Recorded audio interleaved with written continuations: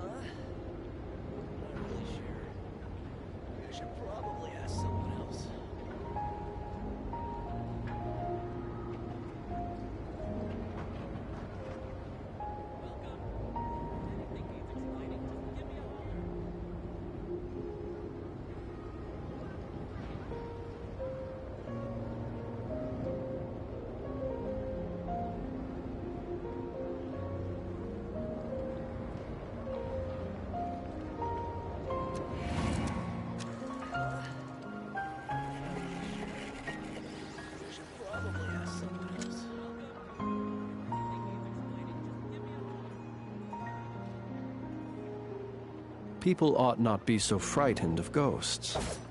They are merely talking shadows.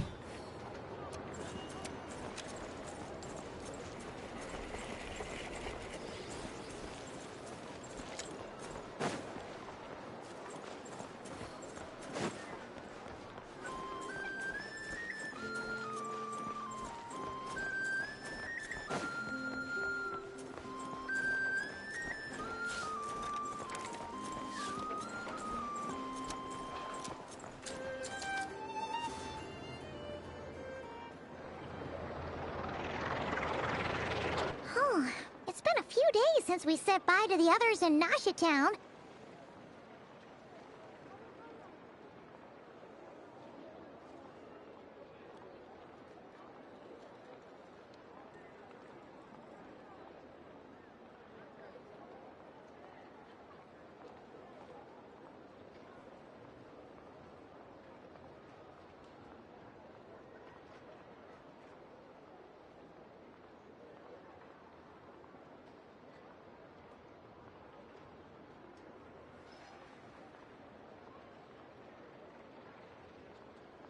Still no news about Rarer, though. Where could he have slunk off to? If only he was gone for good. But with all the trouble he stirred up before, there's no way we've seen the last of him.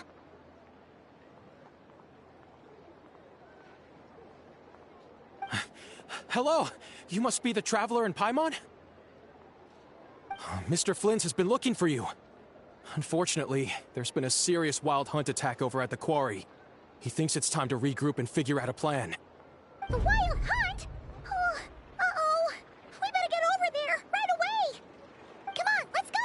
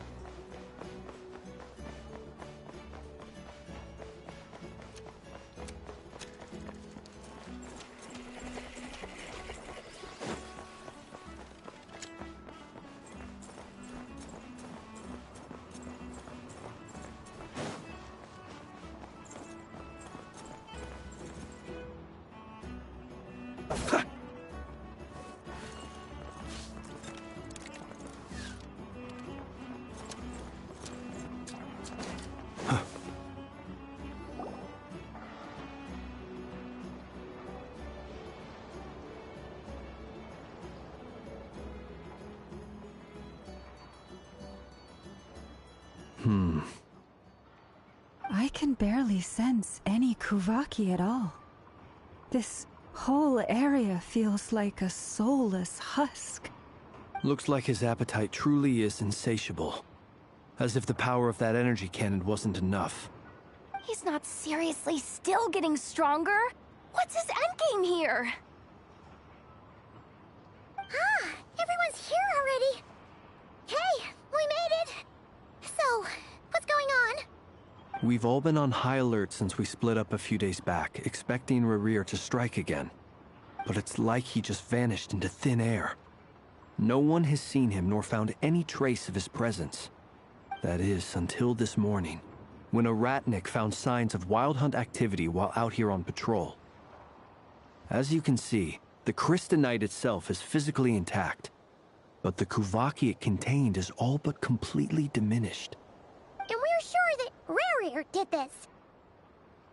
Who else? He's the only one who could pull off a stunt like this. Kuvaki loss has reached critical levels. Reikir of Solnari set to maximum threat level. Warning, unless de-escalation measures are taken soon, he will pose a threat beyond our ability to contain. The consequences could be catastrophic. Traveler, do you remember when we encountered Rarir just after regaining his body? There wasn't a shred of sanity left. Nothing but madness and rage.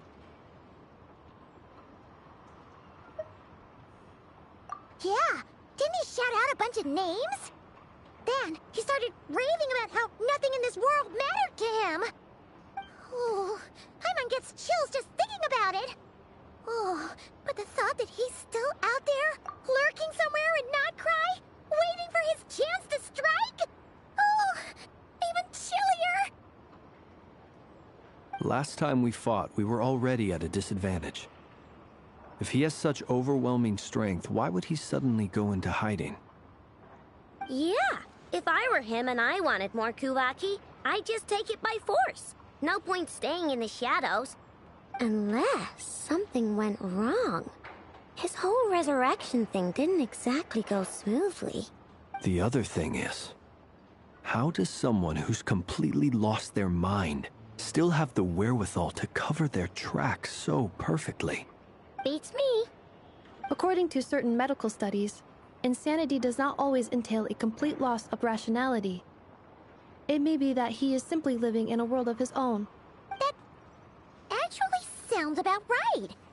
He was ranting away to himself the whole time, like he had zero interest in talking to us.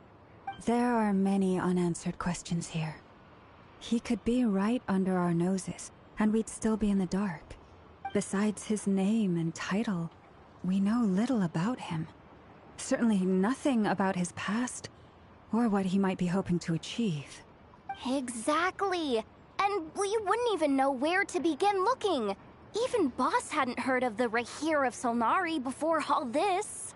I'd be willing to bet that even if we gathered together every scrap of intel in Nodcry, we still wouldn't find more than, like, 3 useful facts about him. So, if we do nothing, he'll just keep getting stronger. But if we want to investigate him, we have no idea where to look.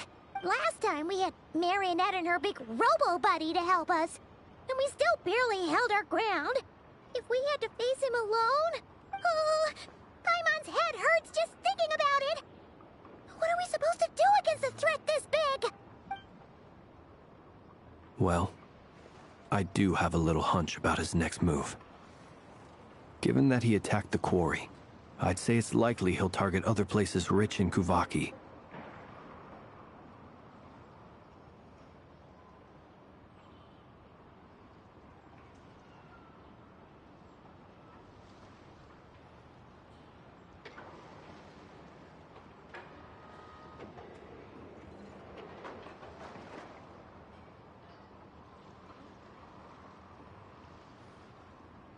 Somewhere like the Eye of Krati, or the Pillar of Embla.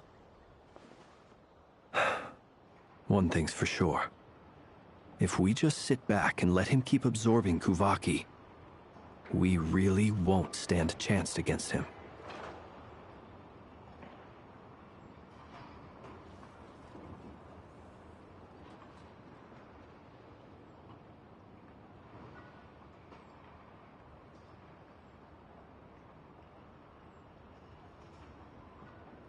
A perfectly reasonable hypothesis. However, it is worth noting that these 2 locations are quite far apart. To investigate them both, we'll need to split up. I agree, we should split up. Right now, Rarir's goal seems to be gathering Kuvaki, not fighting us directly. Once we're done, let's regroup on Hisi Island. Wait, why Hisi Island?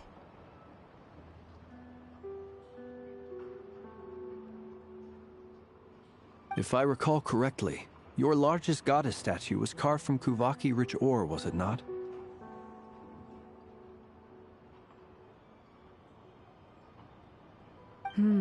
That's right. Yes, it could well be a potential target of his. I should head back and start evacuating the pilgrims.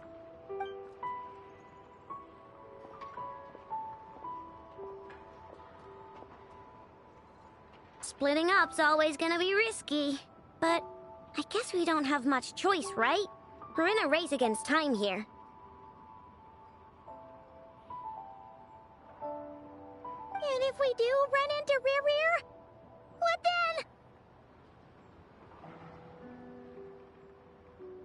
then? That's when you follow the 3rd rule of treasure hunting. Run like the wind.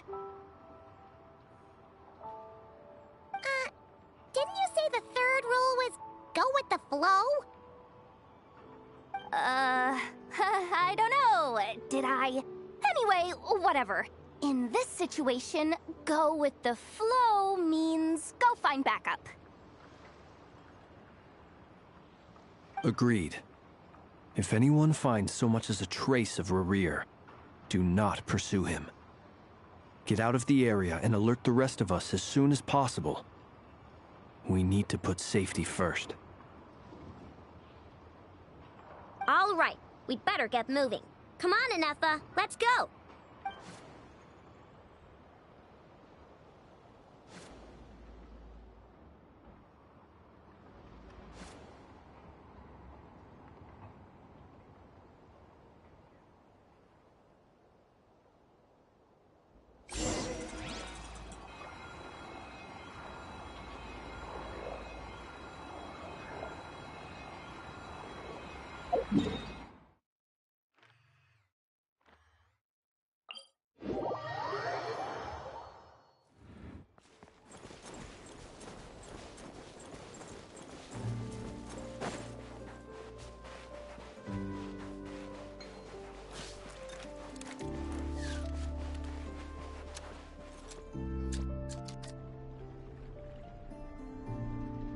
Any leads?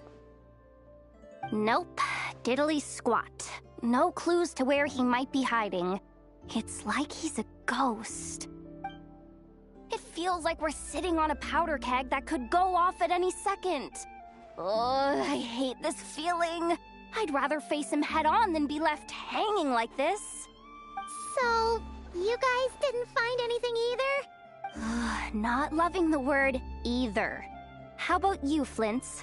I questioned a few Ratniki and eventually narrowed my investigation down to one suspicious individual. But by the time I got to his place, he was already gone. Almost as if he knew someone was on to him. Either that, or he's just extremely cautious and doesn't stay in one place for long. He's been biding his time for a while now. The question is, where or what is his next target? No idea. Since regaining his body, he seems to have lost all interest in the fragment in my possession. If he did still want it, he's had plenty of chances to take it. All we can do now is hope that Aino and Anefa turn up some leads. Darn it, Rerir. If you've got the guts, come face me one-on-one! Wait, he's actually here? I didn't mean it, I swear! No, it's coming from Silver Moon Hall. The Lady Kutar might be in danger. Let's get over there, quick!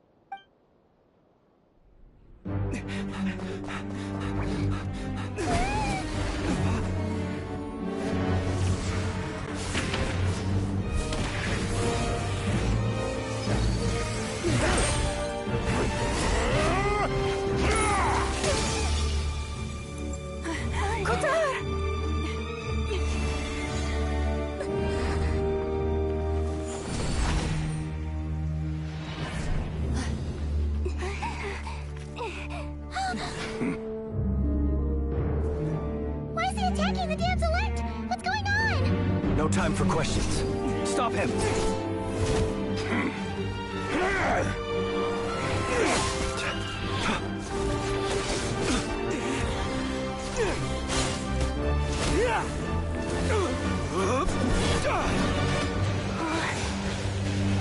This is insane. Yehuda, get Kutar out of here! On it.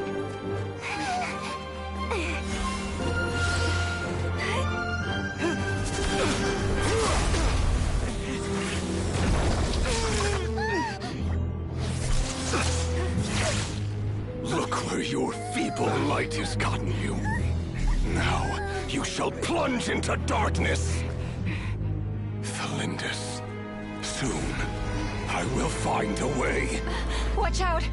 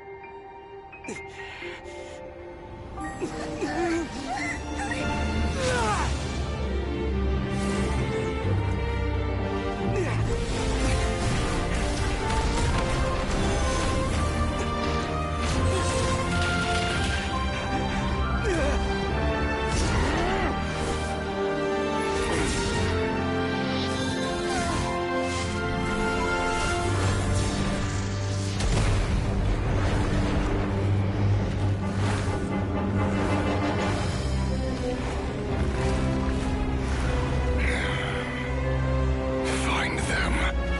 Even if it means turning this place to ashes.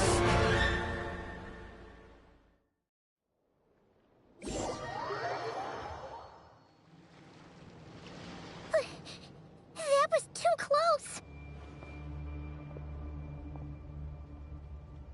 We barely made it out of there alive. What's that guy's deal? How'd he get so crazy strong?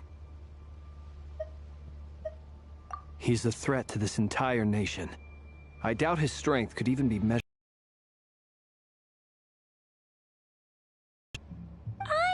have a question. When me and Anefa showed up, we saw him. What was that all about? We weren't there for the whole thing either. They were already duking it out.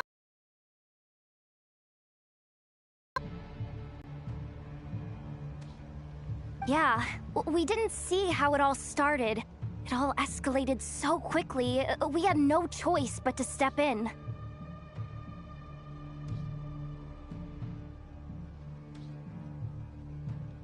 Kutar, can you shed any light on the situation? Kutar. Cross-checking database. I see. So you're the one that the Frost Moon Scions refer to as the Moon Goddess? Wait, she's the moon goddess? Oh, no wonder she looks just like all those statues. There are many reasons why people might worship the moon, and just as many why they might despise it. I've never met that person before, but there was no mistaking his deep-seated hostility towards me. Why he holds me in such contempt, I cannot say. But since he hunts the power of the moon, it's no surprise that I am a target. Kutar. There are many potential motives. For instance, you help the Traveler escape his grasp. This could be his way of taking revenge. It is also possible that he covets the Kuvaki inside you, and seeks to take it for his own. The list goes on. But, right now, devising a counter-strategy should be our #1 priority. The likelihood of this location being discovered is close to 100%. A counter-strategy? But we don't stand a chance against an enemy like this. Surely our only option is to run. He's not gonna chase us to the end of the world, right? So as long as we can sneak out of Nodcry undetected... No, I can't say that. Come on, Yehoda. This is serious stuff. You can't suggest we all just chicken out. Running is our only option. Huh? You seem surprised, but what other choice do we have? We are facing an enemy we cannot possibly defeat in battle. Well, I mean, yeah, but still. It's not too late. I can distract him, so you'll have plenty of time to make your escape. Wait, what? You're gonna act as bait? Doesn't that make sense? I'm the one he's after. There's no need for you to risk your necks on my behalf. A coyote doesn't stop for bypassers while it's howling at the moon.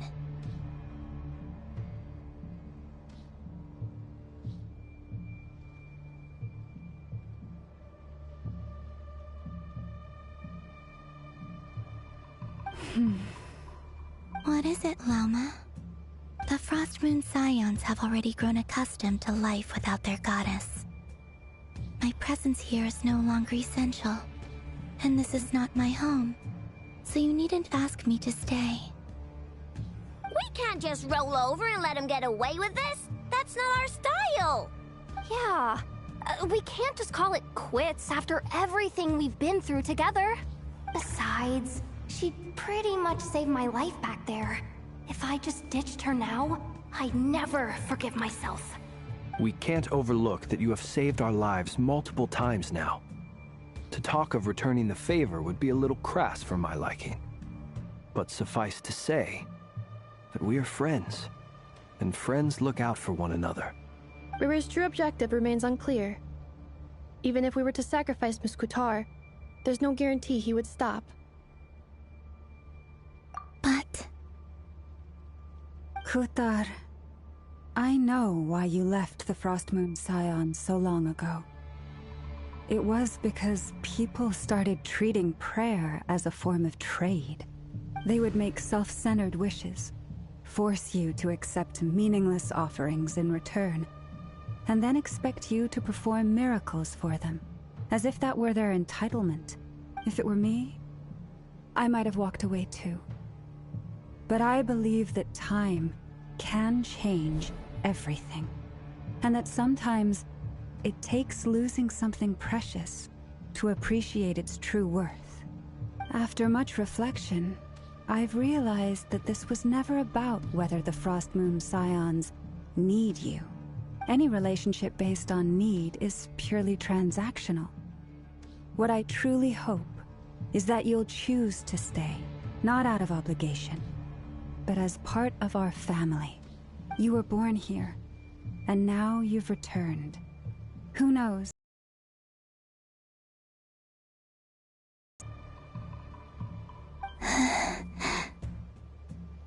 Thank you, Lauma. But my power is on the wane. I'm afraid I will be of little use to you now.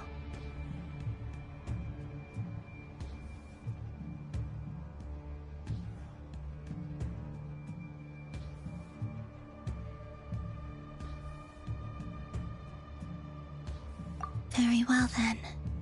I'll do as you say. Both times you saved us, we were transported across great distances in an instant. Is that one of your powers as the Moon Goddess?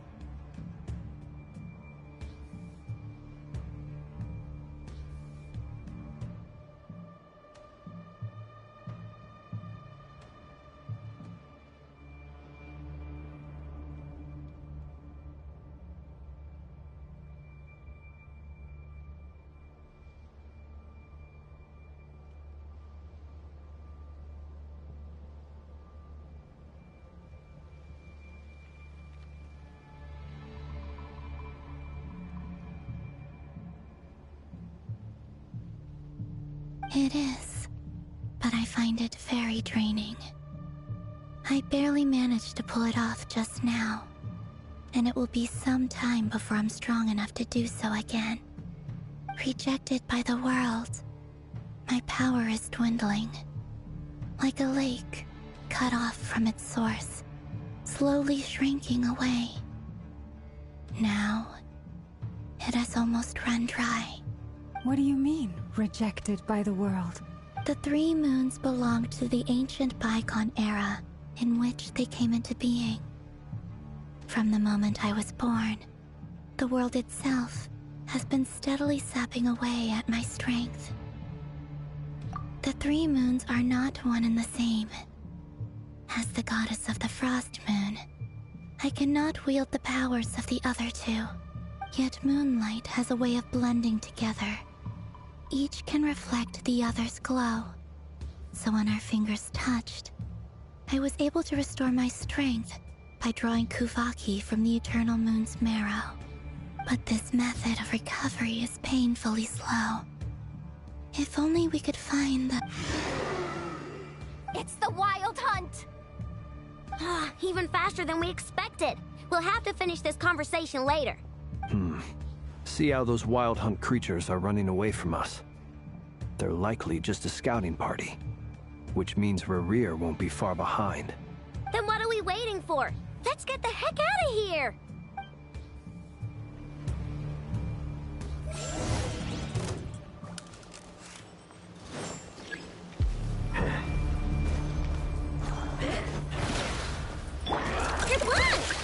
Observe.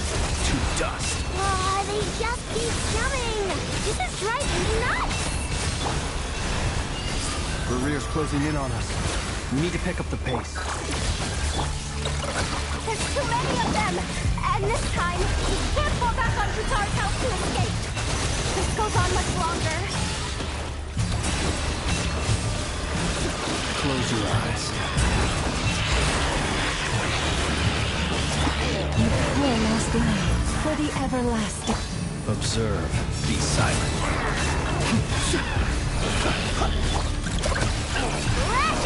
Defensive mode engaged. Preparing for dust up. Beware the creatures of the night.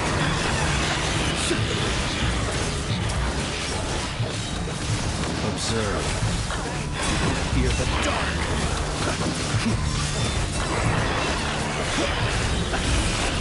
Close your eyes. Being done! Woo! Leave this place. Ultimatum protocol. The night comes.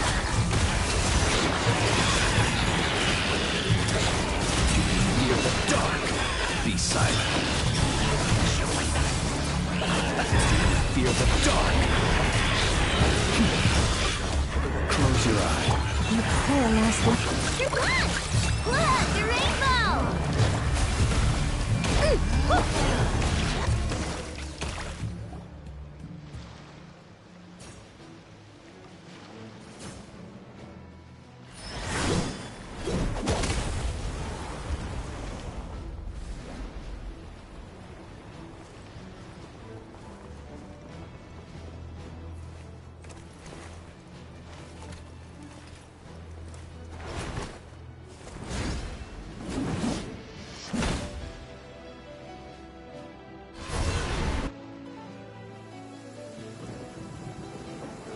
What's the matter? Bit off more than you could chew? Hold up! Who are you? Uncle Varka! You're back from Amsvartnir? Whoa!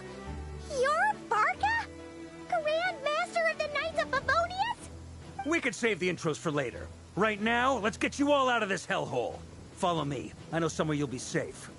Oh, is that where I think it is? That's the one. Come on, move! There's no time to waste.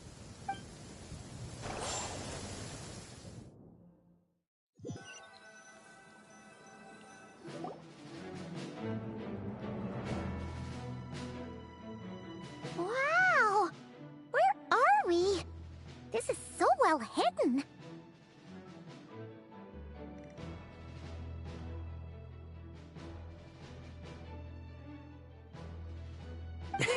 Well, that goes without saying.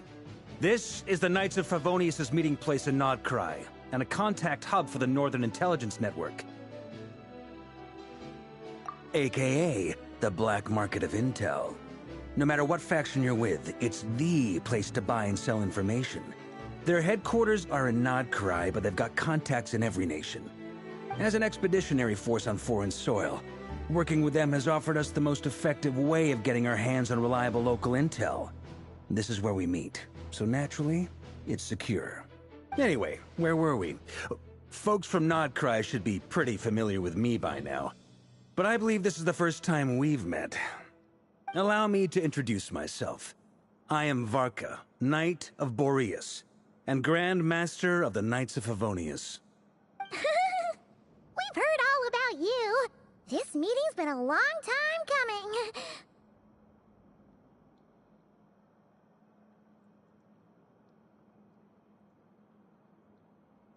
You look way younger than Paimon expected. But you definitely have that Grand Master vibe. Well, I'm no spring chicken. Just not showing my age yet. Definitely feeling some of that back pain today, though. Rushed back from Amsvartnir without a wink of sleep, only to get right into another fight with that freshly revived maniac. Another? You mean you fought him before? Yep. He wasn't nearly as strong back then, but he was still a formidable foe. I brought some of the knights along to give him a little surprise, but he saw us coming from a mile off. My squad took heavy injuries, and I barely made it out alive myself. We knew it might have been our last chance, so we staked everything on it.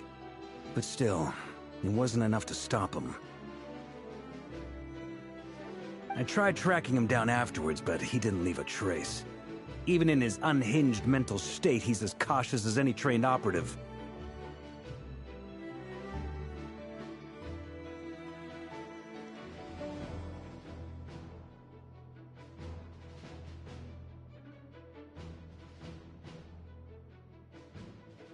So, I decided to come find you. And as luck would have it, turned up to find you being ambushed by the Wild Hunt. The rest, you already know. Is that why he's been frantically absorbing Kuvaki these past few days? Because he sees you as a threat? Maybe I'm part of the equation, but even if I weren't, I'm sure he'd still be gathering power. He's clearly working up towards something. Note to self, Uncle Varka's strength rating officially upgraded. Guess it's my turn to ask questions now. So, what exactly has been happening in Nodcry? Why is the Wild Hunt returned in humanoid form? And why is it after you? That's a long story, but I'll try to make it quick.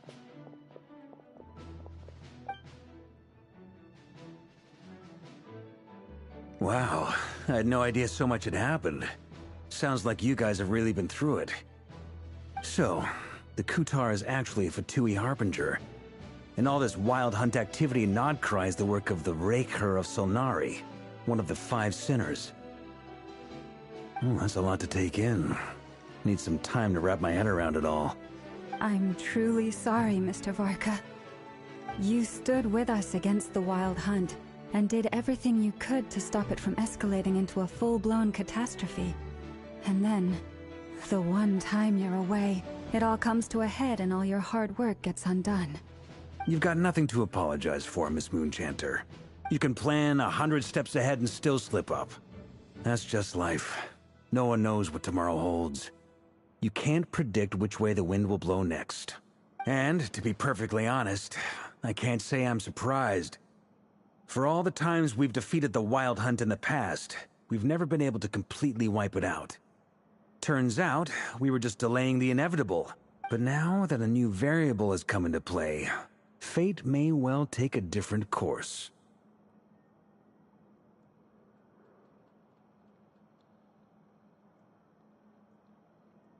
A new variable?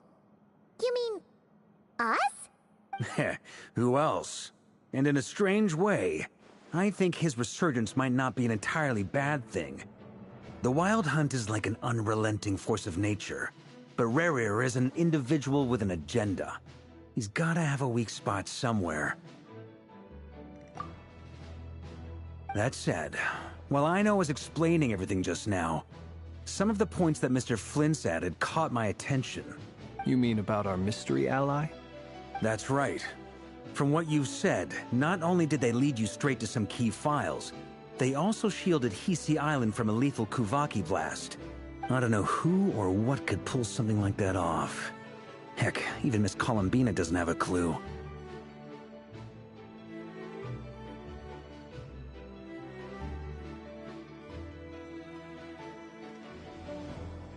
I hadn't heard the story about those files. Would you mind repeating their titles for me?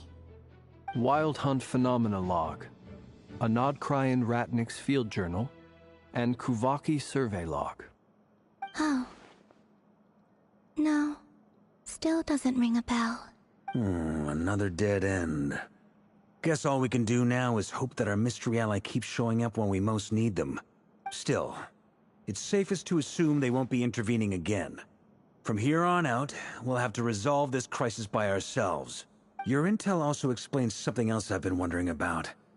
The reason I led my team to Amsfarnir was because we'd had reports about a possible source of the Wild Hunt showing up there. But once we looked into it, it turned out to be a red herring. I don't know who was behind it, but clearly, it served its purpose. I doubt it's by chance that he happened to make his comeback while my attention was diverted. And from everything you told me, it sounds like his scheming began well before his return. So maybe luring me away was all a part of his plan. But is it even possible that he orchestrated all of this by himself? The Moon Maiden and the Raker of Solnari. Nodcry of all places. The way everything is unfolding, it can't be a coincidence.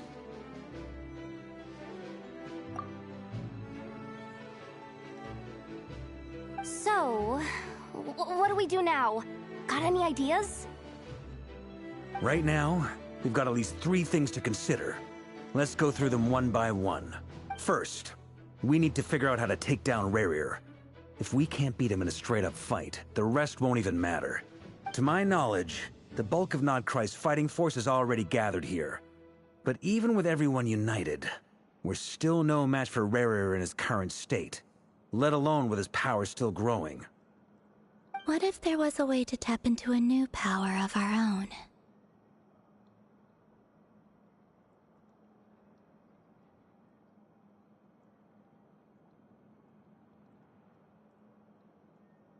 How so? Have you thought of something, Columbina? 3 moons once watched over this world. The Eternal Moon was the largest. The Frost Moon was the brightest. And the Iridescent Moon was the most mysterious. They say that back then, the three moon goddesses wielded immense power, enough to shape the workings of the world itself. I now bear the Frost Moon's power, and the Eternal Moon's marrow resides within the Traveler. Hold on. Are you suggesting? The iridescent moon, the last piece in the puzzle. That's right. If we can find the iridescent moon's marrow, I will be able to regain my strength much more quickly. The three moons are said to stir the tides and illuminate all things. Perhaps they hold further secrets beyond our understanding. According to my analysis, the solution is feasible. However, it is subject to one major condition. How do we locate the iridescent moon's marrow? I know a way, but we will need to visit the Fatui's Experimental Design Bureau. The Experimental Design Bureau? Are you saying we need to involve Marionette? Yes. I must speak with Sandrone. It's a long way from here to the Experimental Design Bureau. There's a high chance you'll be spotted. You shouldn't go alone. Then that's settled. Next up, our second priority. Somehow, we need to figure out Rarir's end goal. As you saw for yourselves, when he was still in his wild hunt form, everything he did was for the sake of recovering his body and resurrecting himself. His first act since then, after laying low for a while, was to try and assassinate this young lady. People's obsessions often reveal their greatest vulnerabilities. There must be a reason why he despises the moon so deeply. Perhaps it sheds some light on his title, the Raker of Solnari. The Wild Hunt has plagued Nodcry for centuries now. If we want to stop it for good, we have to get to the root cause of what's driving it. It's true. We still know very little about him. If Kutar hadn't given us that lead, we wouldn't even know his name. But where would we even start? I doubt even the Intel Queen of Nodcry has a clue, and she has info coming out of her ears. Oh? That's a rather hasty conclusion for someone who's so painstakingly meticulous when it comes to dealing with machines. Ah, she heard me.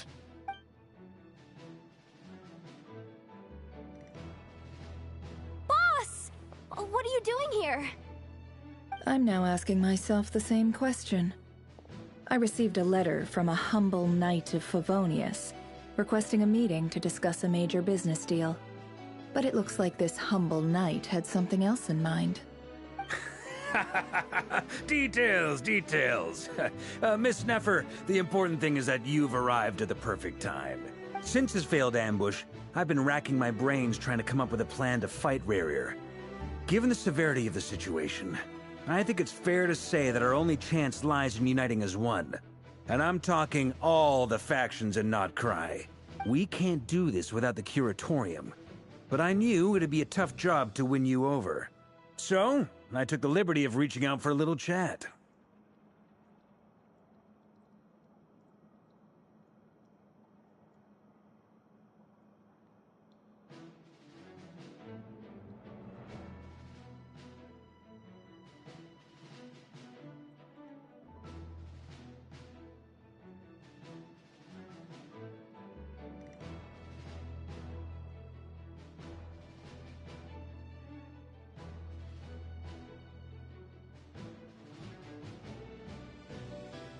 Wait a sec. How did you even hear about this place, Neffer? Didn't you say this is meant to be the Knights of Favonius' meeting spot?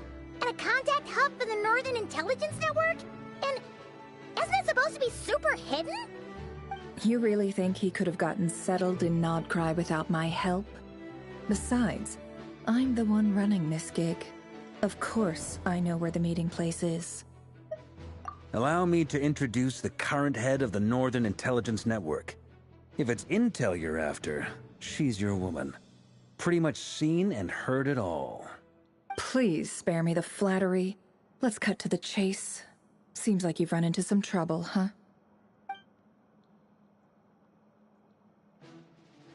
Well, this certainly qualifies as an unforeseen crisis. On behalf of the Curatorium of Secrets, I wish you all the best of luck. So you're just going to sit this one out? Why should I get involved? What could possibly be in it for me? What if we told you we can't do this without you? Oh? Then I'd say you'd better make it worth my while. I don't work for free.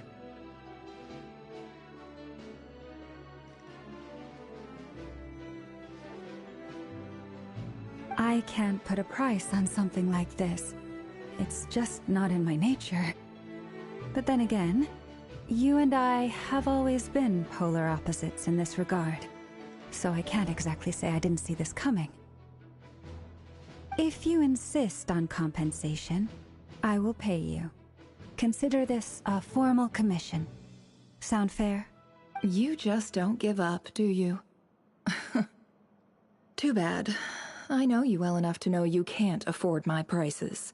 The riskier the job, the more it'll cost. And a moon chanter's stipend isn't exactly generous. Unless you're planning to start passing the donation box around among the faithful. Boss, just a thought. If they come up short, maybe you can take the difference out of my next few paychecks. Things got really dangerous during the fight with Rerir. If this girl hadn't saved me, I'd be ley line fodder by now. I'd be gone for good, boss. If there's any way we can make this work, I'd really like to help her. Please? I'm begging you. This is why I'm always telling you never accept favors. They are the hardest debts to repay. You have to be careful who you get involved with, or you invite all kinds of misfortune. Very well, Yehoda, I will help. But just this once. Don't count on this happening again. Flynn's, that fragment that Rerir was after, do you still have it on you? Of course. Let me borrow it. I need it to follow up on some leads. Wait, you actually have some leads? Shh. This is top secret information. I get it. We all have things we'd rather keep to ourselves. Plus, I know we can count on you, so we'll leave the intel gathering in your hands.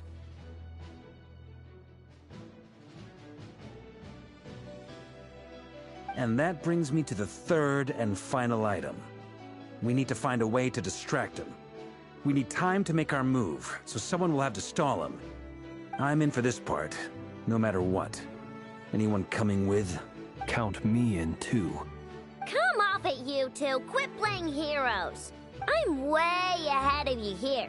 Nefa did a scan of the Moon Goddess's Kuvaki signature, and we're gonna use it to make some decoys over at the Kramkake craft shop. Anyone who's in, follow me. Once they're ready, we'll deploy the decoys across Nogcry. So as long as the rest of you keep moving, he won't catch on to your scent and won't be able to track you down. I like it. Genius idea. No biggie. All right then, we'll split into 3 teams. Once your team has finished their mission, return here and wait for the others. Dismissed!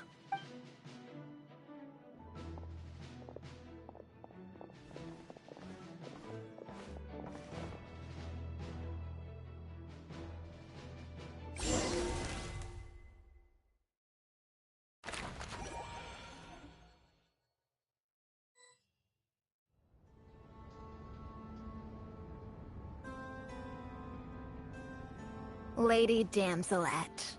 Wait. And you two? What are you doing at the Kuvaki Experimental Design Bureau?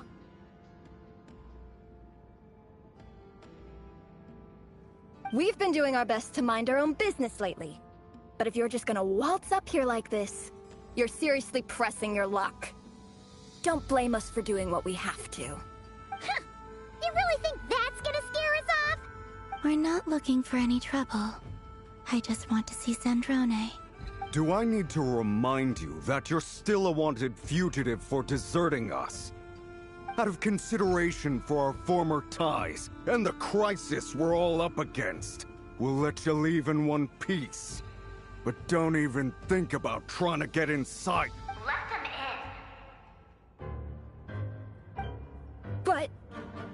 Are you going to make me repeat that? No, my lady. Sandrone seems to be in a good mood. Must be maintenance day.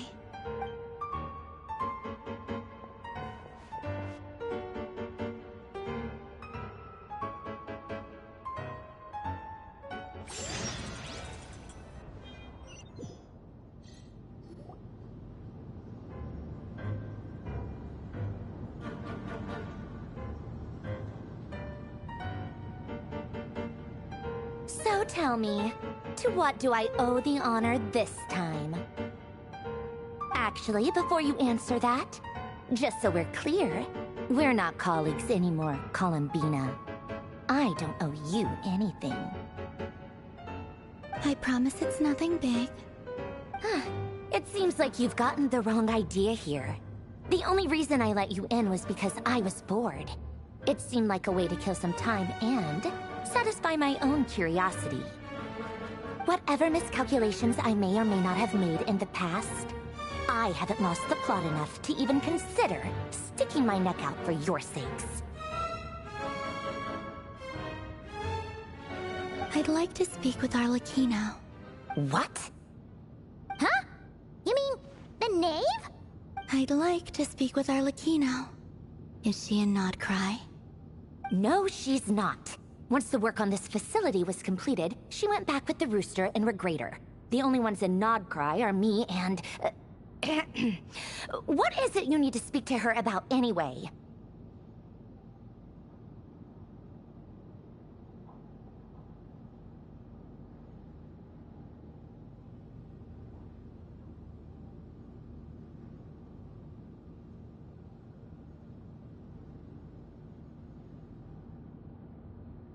Rerir is hunting me. If I'm going to face him, I must first retrieve the lost moon.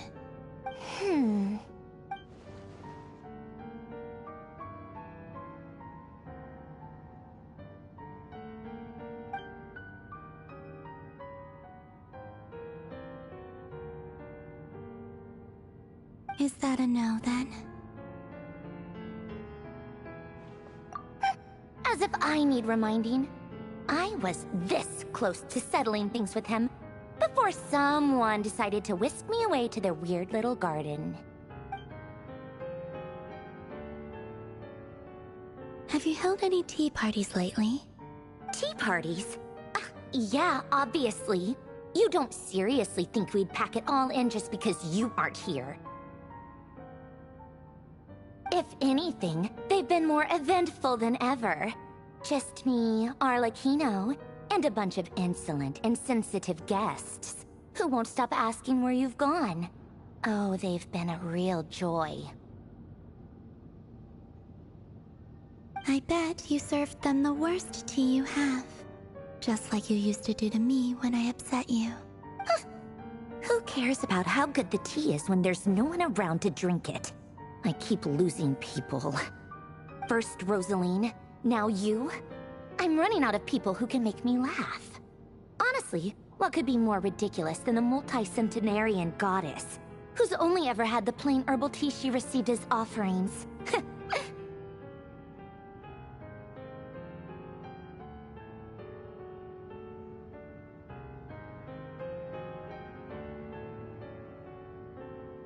You'd always brew a different type of tea for me each time. Was it really just to see how I'd react?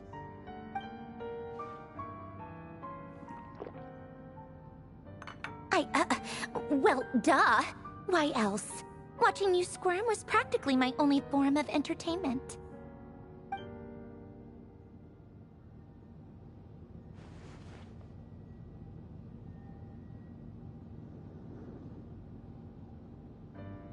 Oh, yeah.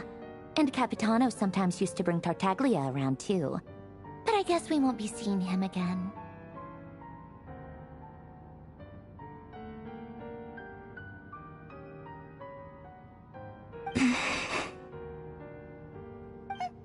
Well, I guess we are overdue for a get-together. Polonia! Have Favronia pass a message to Arlecchino for me. It's time for tea. Will suffice. Pass along a message for me, too, if you would. My body cannot contain the marrow of 2 moons, so I'll be leaving one of them in her care. Excuse me? Who said you were on the guest list? If my tea meant that much to you, maybe quitting the Fatui wasn't your brightest move. Back when you were under the Tsaritsa's protection, no one would have dared come at you so openly. But that protection didn't come for free. In fact, I paid dearly for it. At the end of the day, it was just another transaction. I just got tired, that's all. I never wanted any part in their grand ambitions, and I've had enough of being treated like a bottomless supply of power. It brings back memories from the old days, when I was still worshipped as the moon goddess. Centuries on, it may be a different group of people, but I see the same greed in their eyes. I figured you'd leave eventually. You didn't have as much of a reason to stay as I do. The Tsaritsa gave you shelter and protection, but that was it. Nothing more, nothing less.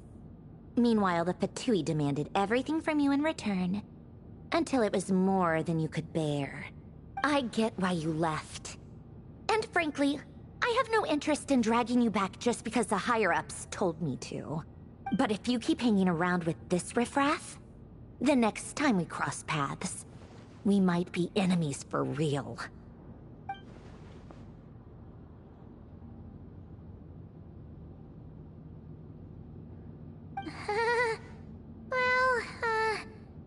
Guess that's our cue to leave. That might be your plan. But it sounds like someone else wants you to stay a little longer. Huh? What do you mean? Listen.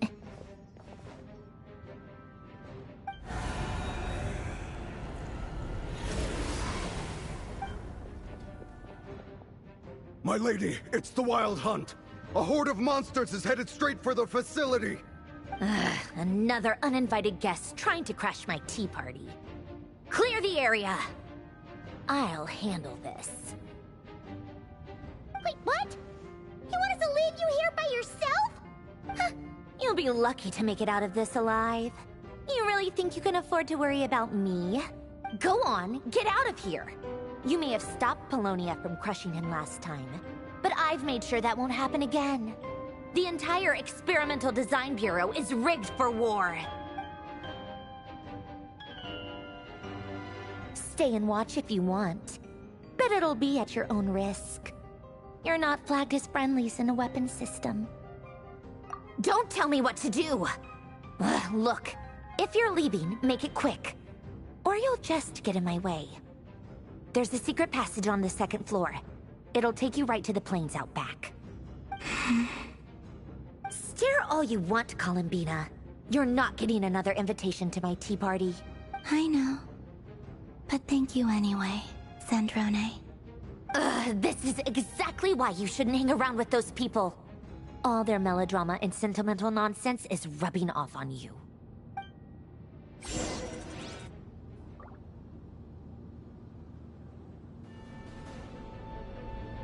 Come on then, Mr. Ray here. Let's pick up where we left off. It's your Wild Hunt monstrosities versus my beautiful creations. Let's see who comes out on top.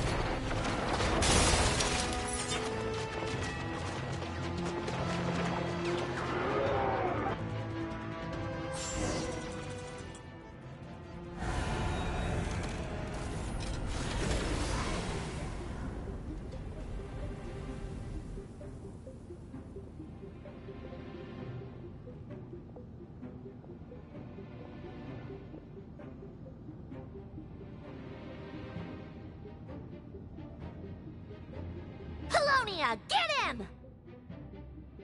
I've upgraded Polonia again since our last encounter, and uploaded every last scrap of your data. So let's finish this, once and for... She's not here.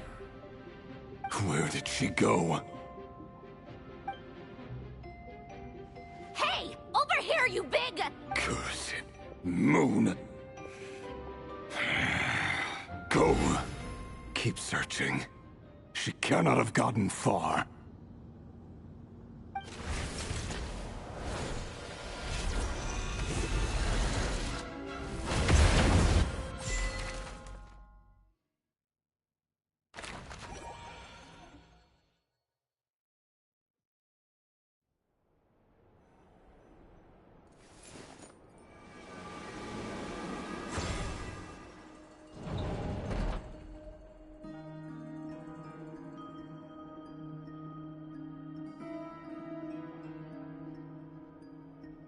So this is your method for investigating Rarir's past. It almost looks like some kind of ceremony. Good deduction. But it's quite a different affair from what you're used to with the Frostmoon Scions. Whoa! First time I've ever been in here. Boss always said it was off limits, so I pictured some kind of creepy dungeon. But it's actually kinda nice. Oh, I guess this must be Sumero decor? That's where Boss is from. And that nice shopkeeper who sold me my treasure compass. I'm not sure exactly what you've got planned, but it looks like you're all set. When do we begin? Whenever we wish. But for some reason, I've got a feeling this isn't going to end well. I've never faced Rarir myself, but from what you've told me, his power is beyond anything I could imagine. I, on the other hand, am just an ordinary businesswoman. Our paths should never have crossed, yet here I am, forced to make an enemy of him. If you ask me, you're about as far from ordinary as it gets. So what are you saying? You're getting cold feet? Once I take a job, there's no backing out. Still, I have to ask myself if the power I'm relying on will even work on an opponent of this caliber. And also how to make sure I come out of this alive if things spiral out of control. Death is the one thing we can take for granted. It is the great equalizer, however fortunate or unfortunate we may otherwise be. So it's important to consider how to spend what lifespan we have left. Come on, boss. Lighten up. Quit talking about death. It's bad luck. For once, I agree with you. When you're up against a foe like Rarir, there's no such thing as being too prepared. Is there anything I can do to help? That won't be necessary. I've already made up my mind. Time to cash in a precious favor I've been saving for a rainy day. Yehoda, I need you to find someone for me. The sooner the better. Eh? Find who? That shady merchant who sold you an overpriced treasure compass the other day. Come on, boss. You're pulling my leg again. In what way is she shady? She showed up when I was completely lost and sold me a neat little gadget that was exactly what I needed. Trust me, she's a good person. Anyway, I know who you're talking about. Don't go anywhere. I'll be right back.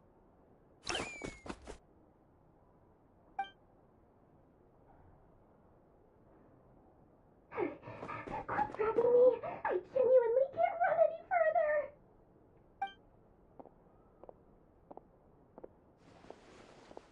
Hey, aren't you? What is it? What's the big rush?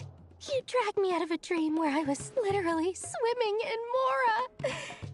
I'm charging double my usual attendance fee. See, look how easygoing she is.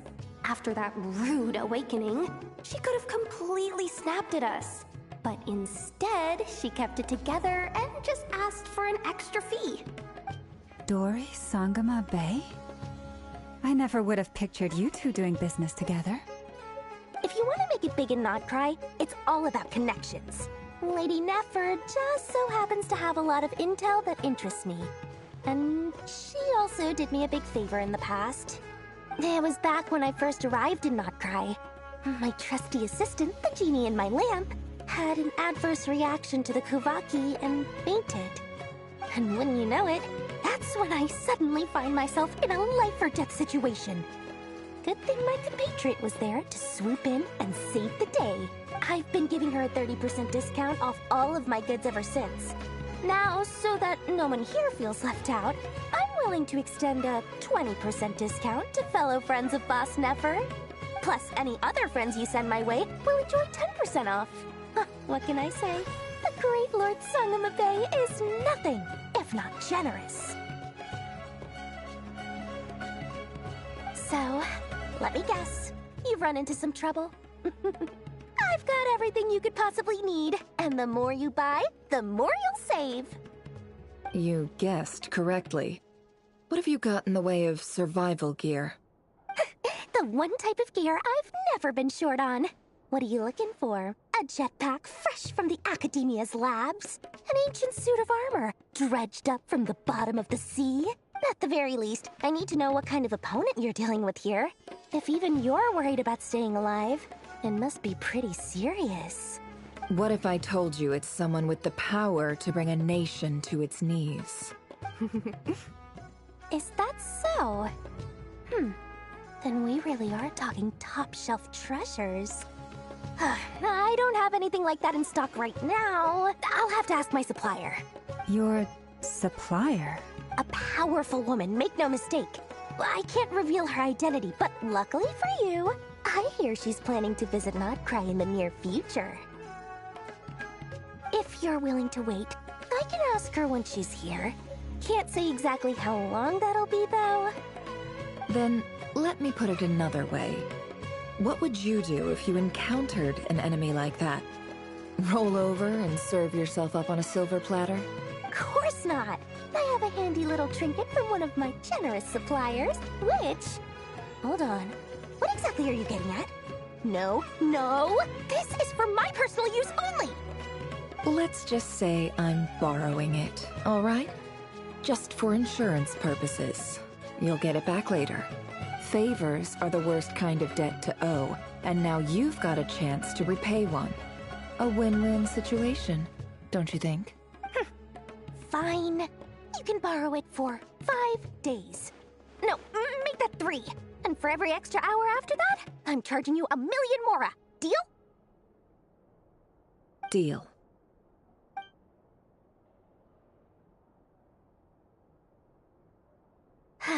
What a way to start the day.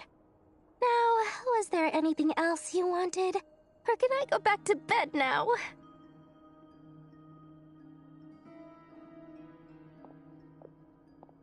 That will be all. Take care now. Don't trip up on your way back, friend. See you later! You're my favorite shopkeeper.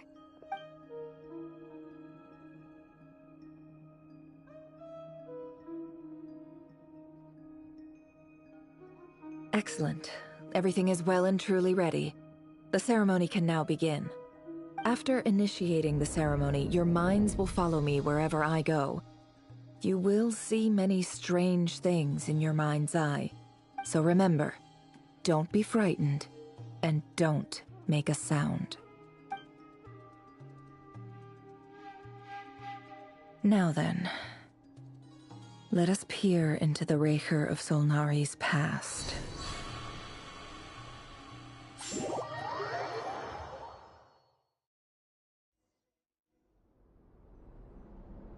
I made it. I don't recognize this style of architecture.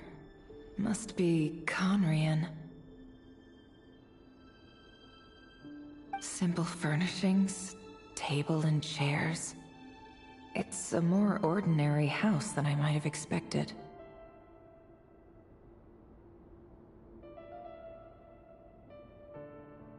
Looks like the fearsome Raker of Solnari came from surprisingly humble beginnings.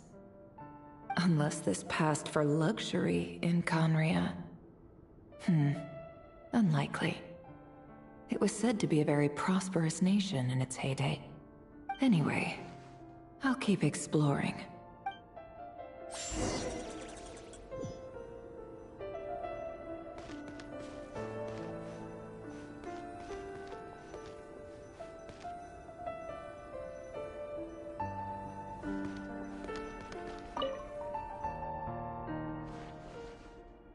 Hi, Rivier. Since you're working extra hours tonight, I thought I'd keep myself busy by checking out that new kebab shop. I've heard good things about their menu. I'll test it out, and if it's as good as everyone's saying, let's go back together sometime. P.S. New stash from the Universitas Magistrorum. I brought some goodies home. A few teacups and a pin rack. Hope you like them. They didn't sign their name. But they must have been close. Sounds like they were living together.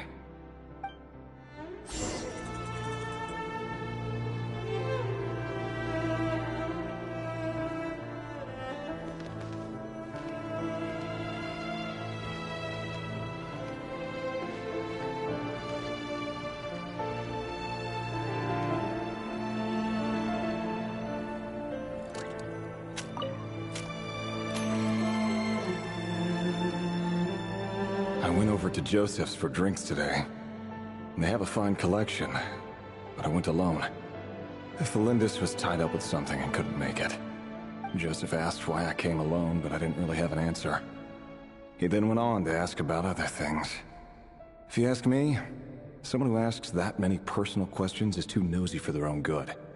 But if he invites me again, chances are I'd still go. Felindis. That's the same name Rerir mentioned. Crane imports keep falling. If things don't pick up, we'll soon be back to meat and mushrooms only.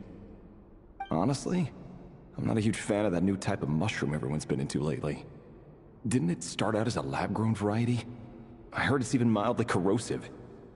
Seriously, why would you even eat something like that? I don't care if it's an impressive feat of alchemy. That just isn't the kind of thing I like to eat. Grain has to be imported, and they're eating a diet of mostly meat and mushrooms. Could it be because Conria is underground, so it doesn't get much sunlight? That would explain why they use so much stone in their buildings. They even use alchemically modified strains for food. Seems like the people of Conria don't have many options when it comes to dining. I've just about saved up enough now. Time to buy it and keep it somewhere safe. Making a big purchase. I wonder what it is.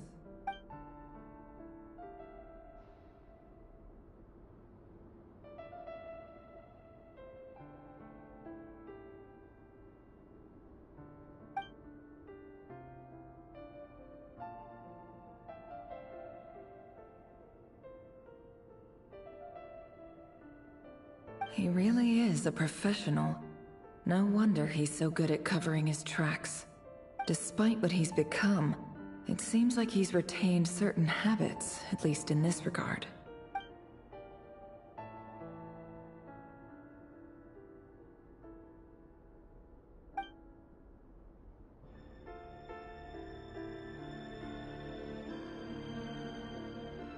Did Rary rip it out himself?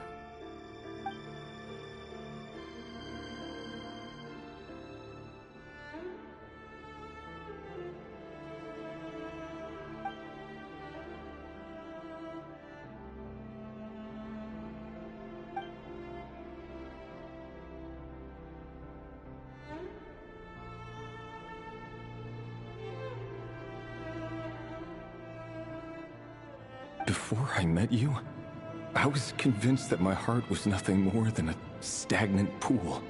The burial place of a fallen moon. A withered, windless grove where the waters rested forever unrippled. It was you who helped me see that my heart hadn't entirely withered away. That it could still beat to the rhythm of love. This is just trivial sentimentality from the looks of it. Why would he go to the trouble of hiding that? The burial place of a fallen moon.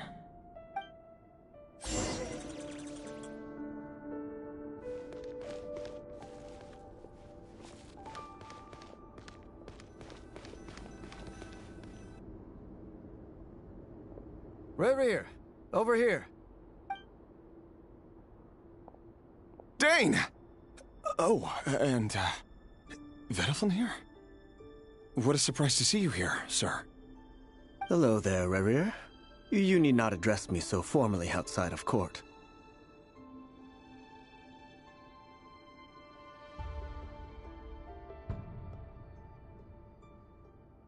He doesn't get that much free time, so I invited him over for a drink. Even the court prophet deserves a break every now and then, right? Well, I'm flattered. So, what are we discussing today? Hey, don't look at me. As far as I see it, we don't need an excuse to have a few drinks. Come on, don't give us that. Didn't you say you were about to pop the big question? How's that coming along? Who'd have thought the Great Twilight Sword was an even greater gossip? I just didn't expect you to be the first one to settle down and get married, that's all.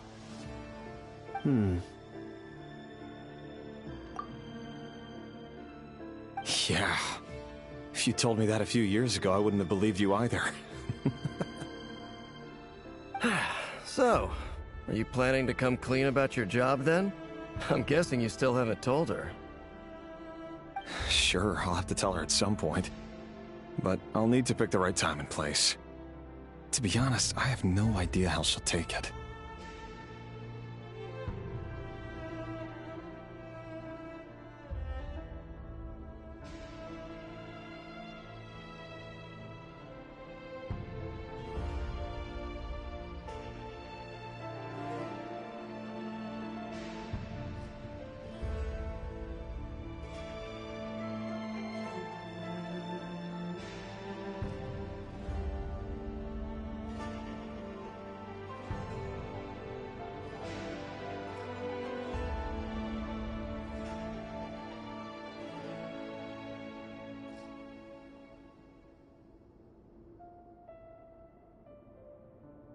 Come on, stop being such a pessimist. For all you know, she could be thrilled. I bet she'll be much more impressed by your actual job than the one she thinks you're doing now. A member of the King's Guard. Quite the cover story.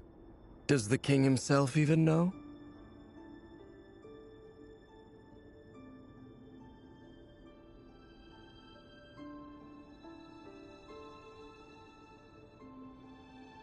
Of course he does. Anyway, enough about me. How have you been? Me? Same old, same old. Nothing much to... Huh? What's up, Ved? It's nothing.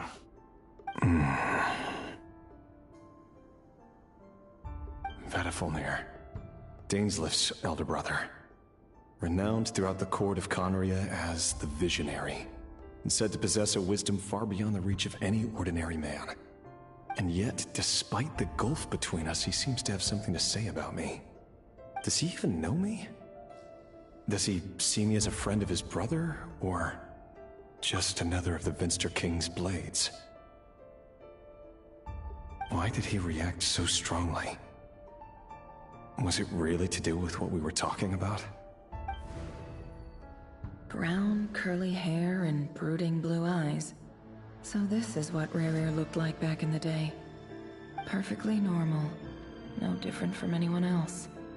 As frightening as this monster is in the present, there's something even more unsettling about seeing the human he used to be.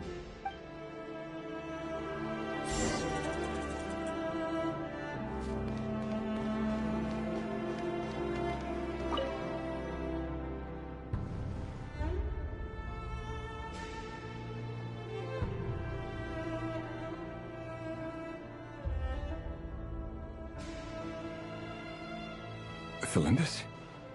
You're back early? Our equipment's being serviced today, so I got off earlier than usual. How's your day been? Aw, why the long face? Is something the matter? Has your boss been giving you a hard time again?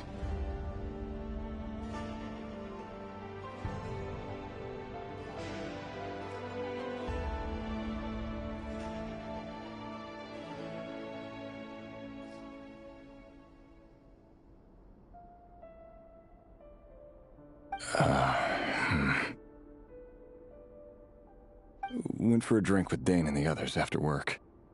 Isn't that a good thing?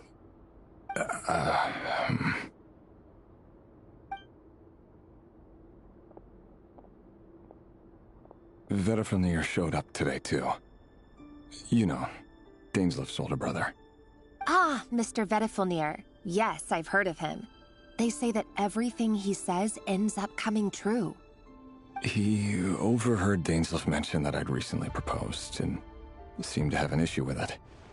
But when I asked what it was, he kept it to himself. So, you're worried? You could be such a child sometimes, Revier. We're nobodies. Why would the Visionary be concerned about us? I'm sure someone in his position has much bigger fish to fry. Maybe you're right.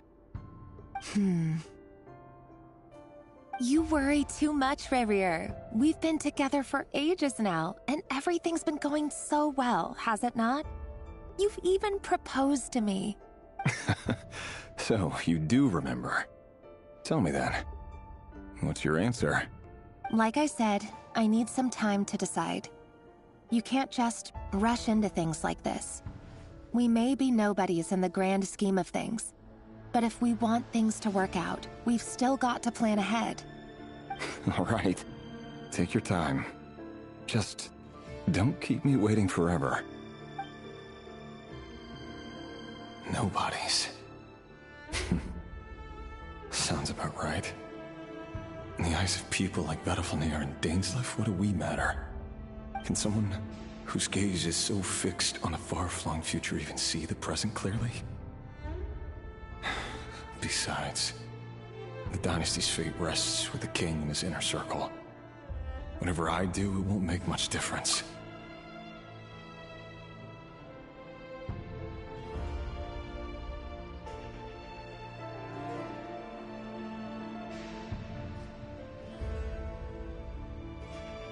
Meanwhile, every idea they come up with, and every decision they make, it affects everything.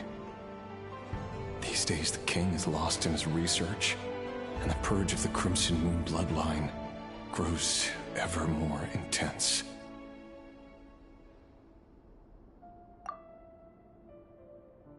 The opposition tried to speak out, but nothing came of it. And I'm under no illusions as to why.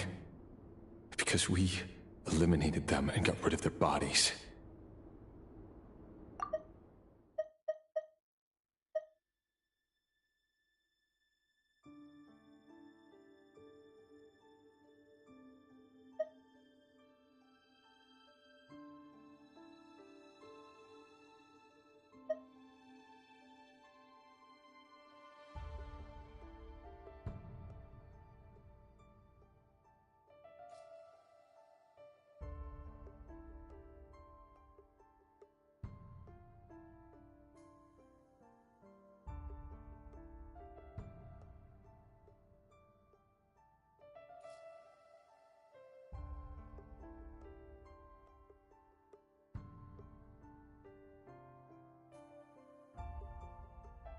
A man can have 1,000 reasons to carry a sword, but there are few good excuses to use it. Yet the king has never even considered a gentler approach, and he never will. What becomes of someone who kills on another's behalf? Can he ever find true peace?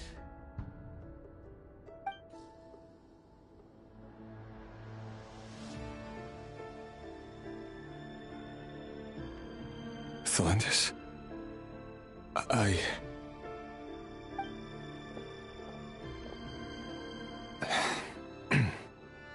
It's nothing.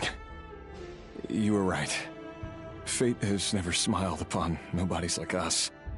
But by the same token, it's unlikely to bear a grudge against us either. There's no reason we can't keep living happily together, cherishing the simple joys of each day as they come. See? You just need to stay positive, Revier. I can feel your warmth, your breath. You're right there, right by my side. Just seeing you makes me happy in a way I can't explain. And that's something that no one could ever take away from me. So smile, my love. Let go of that frown. You're right, Thelindis. I've just been overthinking things. That's better. Getting caught up about things like this will only ruin our evening. Speaking of which, all set for the ball tonight? I need to go get ready. You go ahead. I just have a few things to take care of, then I'll come join you. Even busier than the big shots, huh? Fine, I'll go get started. But don't be late. If you keep me waiting too long, I won't be a happy bunny. Relax. I'll be there. Seriously, though, you drive a hard bargain. You're really gonna leave my proposal hanging and still expect me to take you to the ball? Well, that goes without saying. I already told everyone I'd be coming with a dance partner. Besides, they're two completely different things. Let's take it one thing at a time, all right? All right. White outfit it is. It seems like Rerir was deliberately hiding his ties to the intelligence services by giving the impression that he was just an ordinary member of the Vinster King's Guard.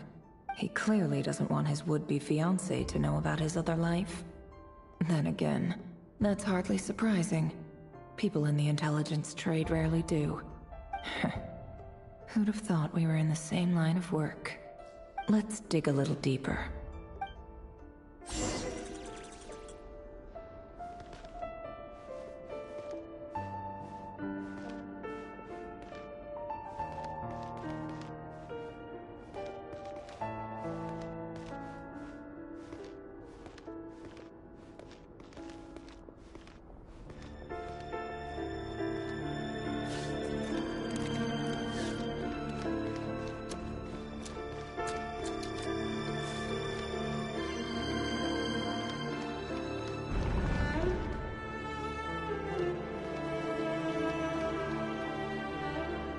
Our last operation was a resounding success, and all thanks to you, Reihir of Solnari.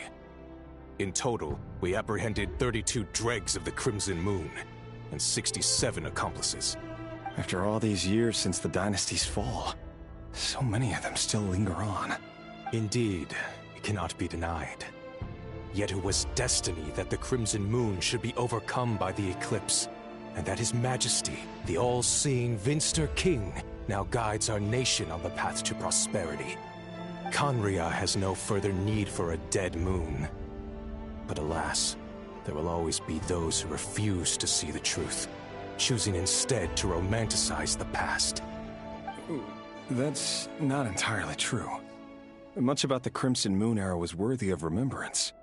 And that's exactly why they keep trying to see it restored. Many of its secrets remain unsolved to this day. As it happens, that's precisely the field of study my partner is devoted to. You still haven't told her what you really do for a living. Where would I even start? How do you tell someone that you're one of the king's hand-picked executioners? That your hands are steeped in blood?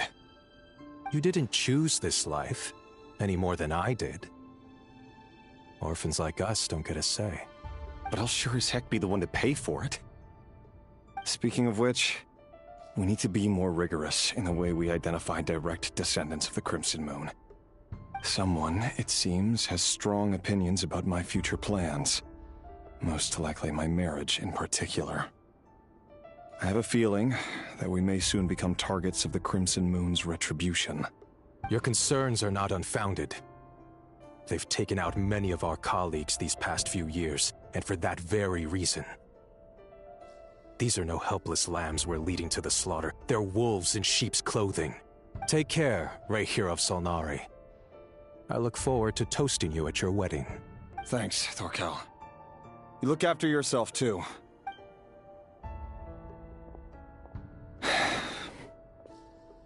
Thelindis, I never wanted to keep this from you.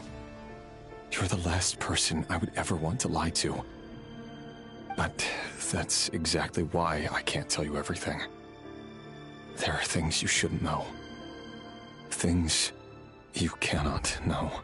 The moonlit dynasties are a thing of the past.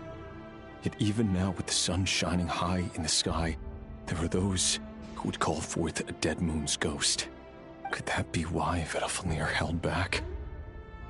Or was it because of some court secret he's not at liberty to share?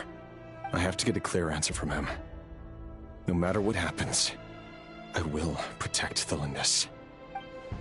Rerir seems to be very concerned by Vedderfenir's reaction. Vedderfenir and Dainsleif, the Visionary and Twilight Sword. So that's what they were really like. I've investigated this whole area now. There doesn't seem to be any other memories here. Should I try somewhere else? Wait a second.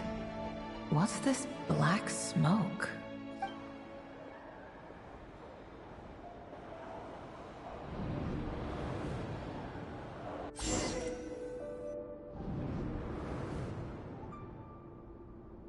So, he's late after all. Just you wait, Rerir. You're in for it. Big time. Are you waiting for someone, ma'am? Could I tempt you into buying some flowers? Oh, sure. Pick me out a pretty bunch if you would. Thank you. But I'm afraid none of them are as pretty as you. For someone so young, you sure have a way with words, don't you? I'm only telling the truth. Look me in the eyes. You'll see I'm not lying.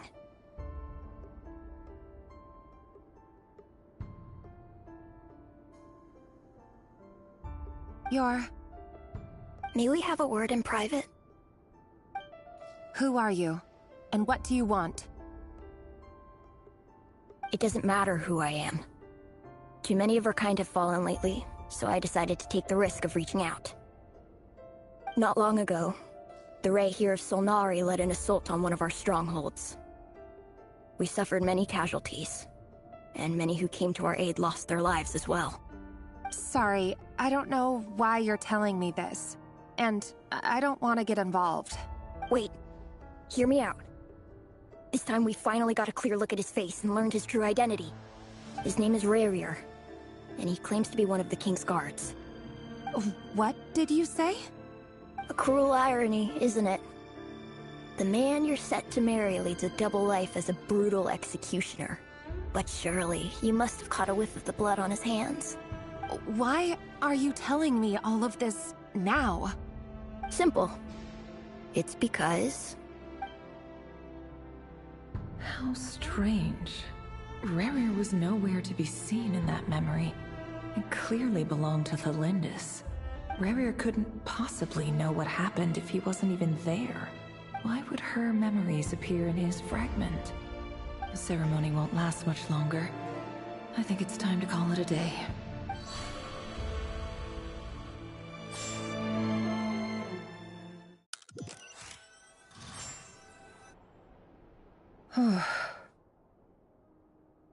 So that was your doing? Did you just pull us inside Rerir's fragment to spy directly on his memories?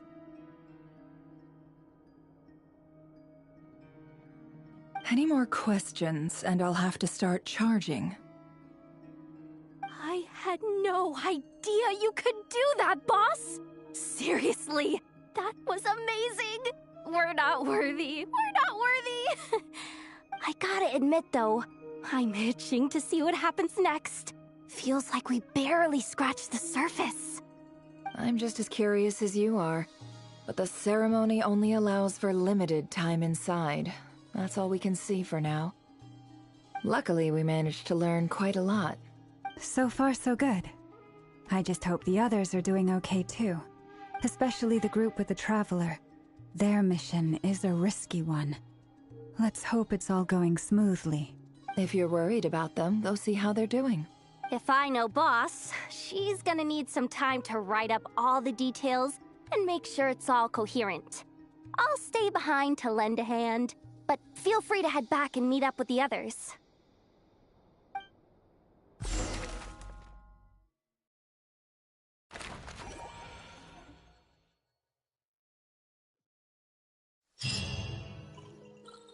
Oh, they've been prowling around for nearly 2 days now. These things just won't quit. Oh, they might not have seen us yet, but them constantly sweeping the area, our way out is completely blocked.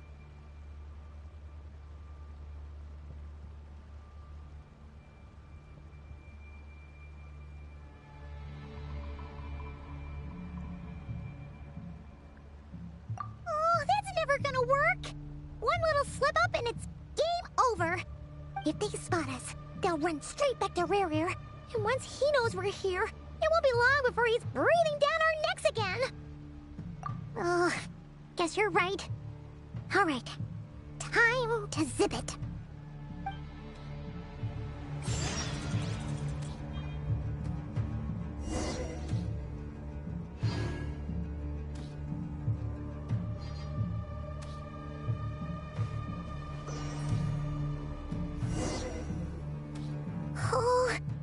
Oh, they might not have seen us. Oh, that's... If they spot us, they'll run... Oh...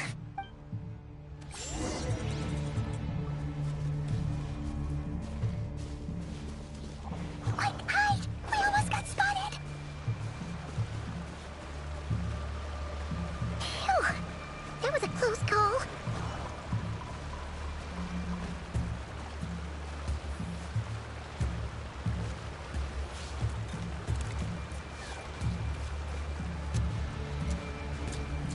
Watch out! He's coming this way!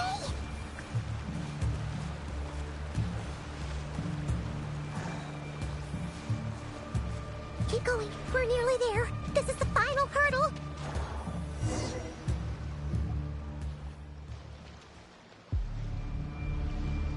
Oh, they're so into these things.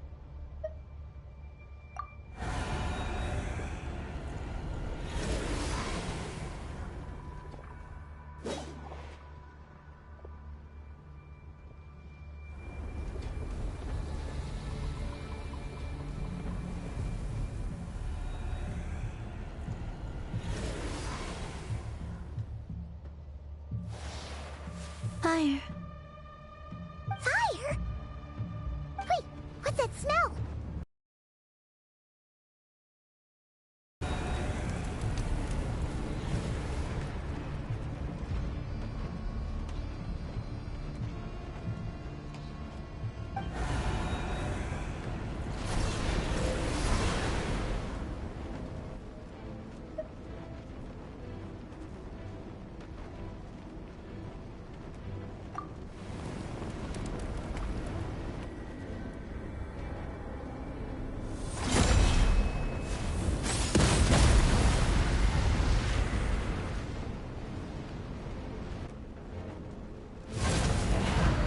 Sandrone was right. You look weak, Columbina.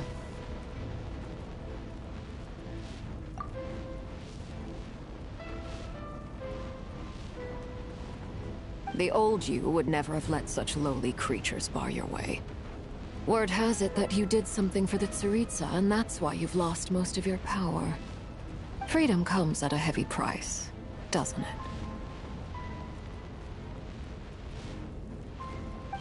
It's Arlecchino! You came! Hello again, Columbina. And greetings, guests of the House of the Hearth.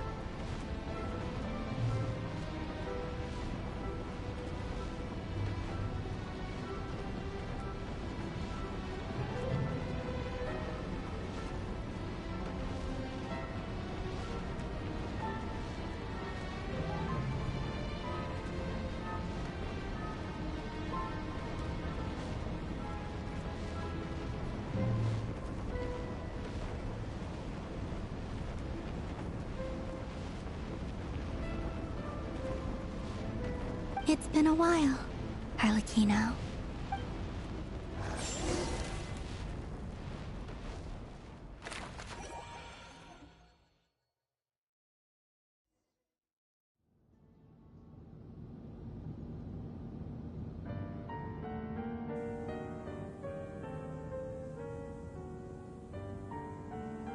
Stupid right here of stupid Solnari. Ugh, whatever. I've got all the data I need. Next time we meet, you're finished.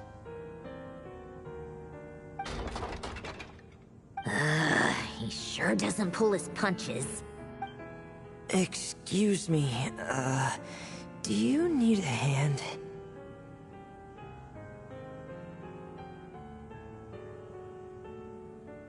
You can do me a favor by staying out of my way.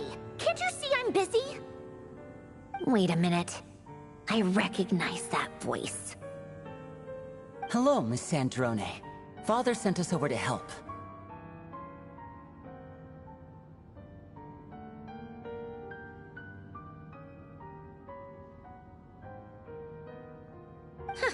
How considerate of her. Hey, Fremine, get over here and help me fix this. Lenny, you do your thing. Just keep your sister away from my machines. Nearly every machine that cat girl touches ends up going haywire. Go put her on cleaning duty or something.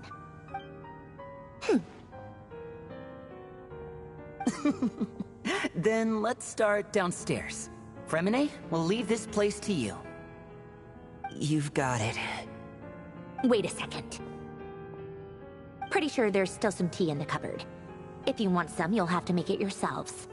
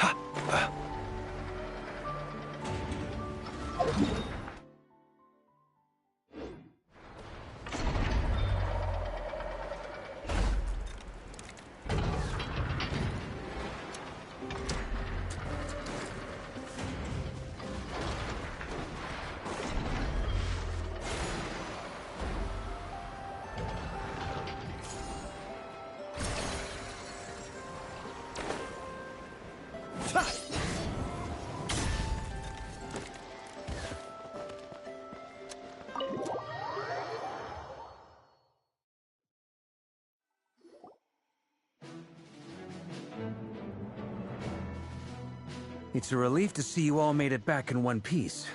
Huh? Feels like there's quite a few people missing. Where's Flint's and the others? And what about Nefer?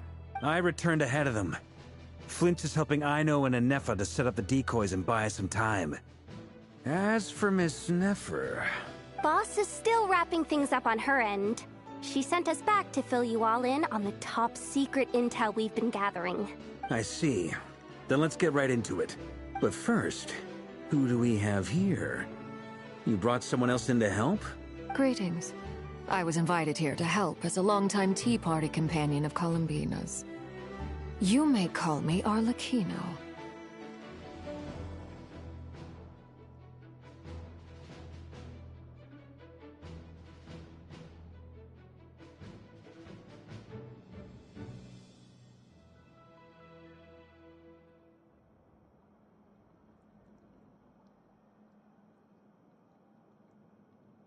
Surely it can't be.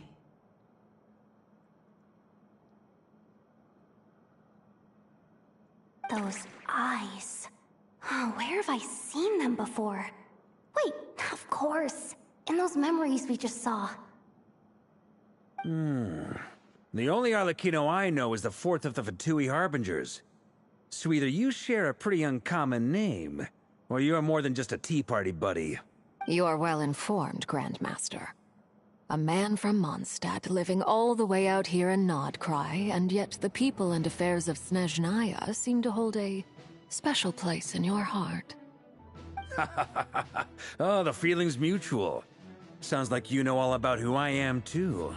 A Fatui Harbinger.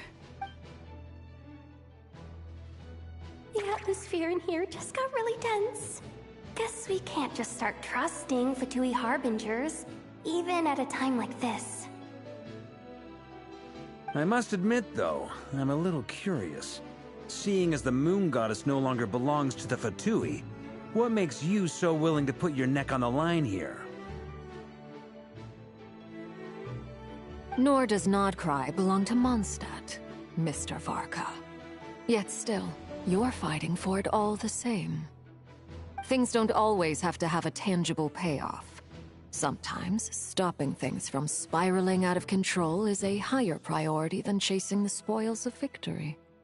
Of course, I can't say there's nothing in it for me at all. But that's between Columbina and myself.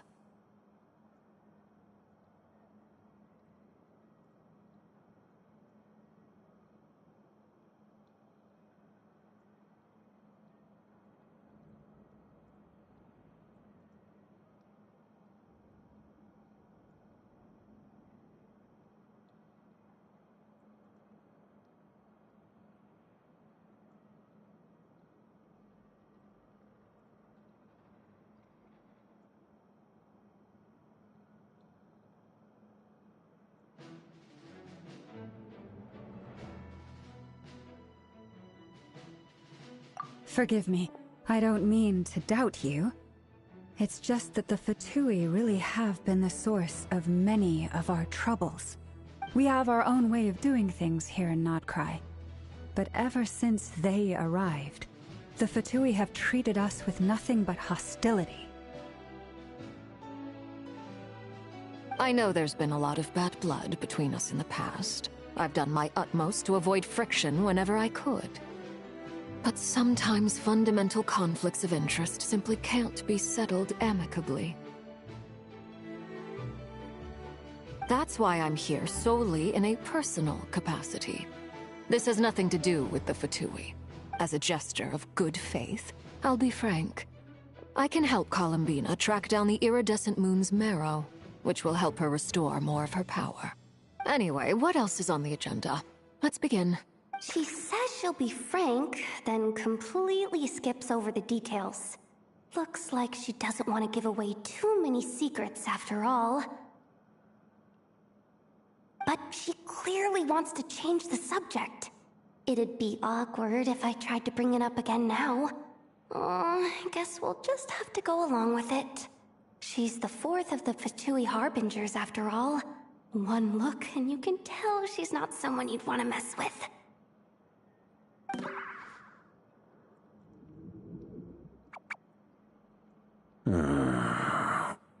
Well, since Miss Arlecchino sounds confident in her ability to handle that, we'll proceed to the next topic. Yehoda, time to share that top-secret intel. Alright, listen up everyone. First, we now know that Rerir was originally a Conrian secret agent whose primary mission was to hunt down and assassinate the so-called Dregs of the Crimson Moon. The Dregs of the Crimson Moon? Mm-hmm. In the memories, there was a lot of talk about the Crimson Moon and Eclipse, and a whole bunch of other stuff from the time of Conria.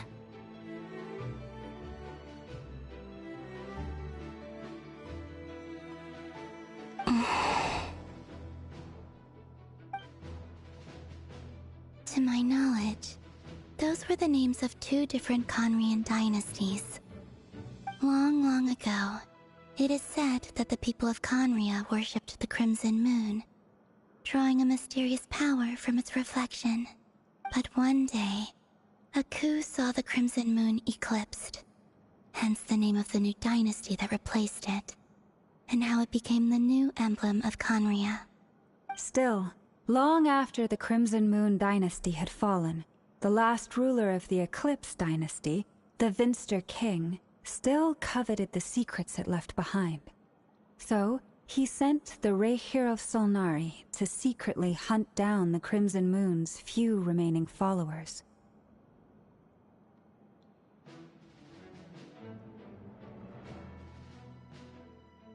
In those days, Rerir showed no signs of madness.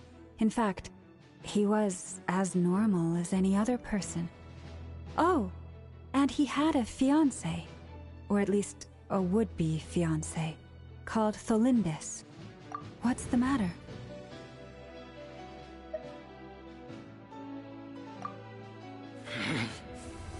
Verfnir, Freindaughter, Flinders.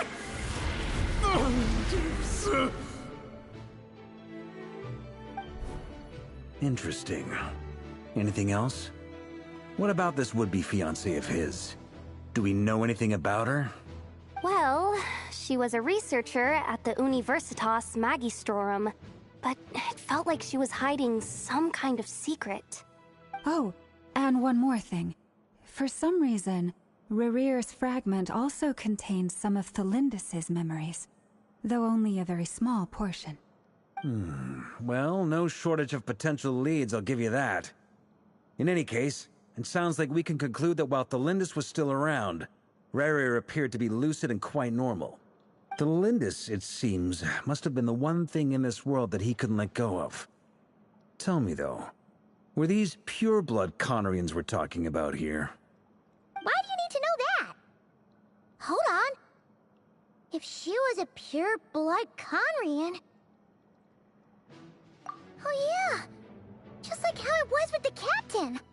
If we could somehow find her, do you think there's any chance Rerir might regain some of his sanity? It's possible, but it would take a miracle. We can't pin all our hopes on that. That merchant who Nefer knows, Dori Sangama Bay. Maybe we could hire her to look into it. All right then. Let's keep working in our separate teams. Traveler, Paimon, Kutar, and Miss Arlecchino will go look for the iridescent moon's marrow. As for the others... On the way over here, I noticed that the Wild Hunt monsters had grown even more frenzied in their search for Kutar. At this rate, the people living here will be in grave danger too. So I'm thinking of gathering together some of our followers to go wipe them out. I'll head back to the curatorium and meet up with the boss. Feels good knowing we've all got something to be getting on with. Given that the Wild Hunt has been a lot more active lately, the Lightkeepers have likely begun their own operations too. If that is the case, someone will need to pass the news on to Flint's. I'll hold the fort for now, then discuss our next move with Flint's, Aino, and Anefa when they get back. All right then. Well, the clock's ticking. If that's everything, we'll be on our way. We'd better get moving too. We'll try to buy you as much time as we can. Relax. Just do your thing. I decided to call in some backup since things are getting so hairy. Our reinforcements should be here any minute now. Stay safe, everyone. Dismissed.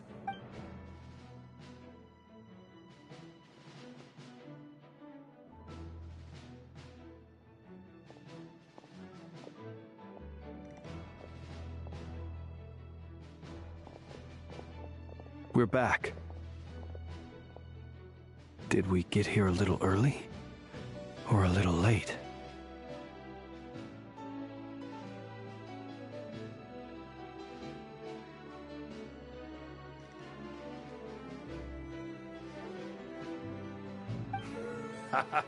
A tad late. The others have already set off. To summarize, our resident moon goddess has found us a new ally, and Boss Nefer has uncovered some promising info. Everything going smoothly on your end? Not great. I don't know how long we can stall them for. The decoys are getting taken out way faster than we imagined. I'm gonna make some more later, but I need a timeout first. I'm so tired right now.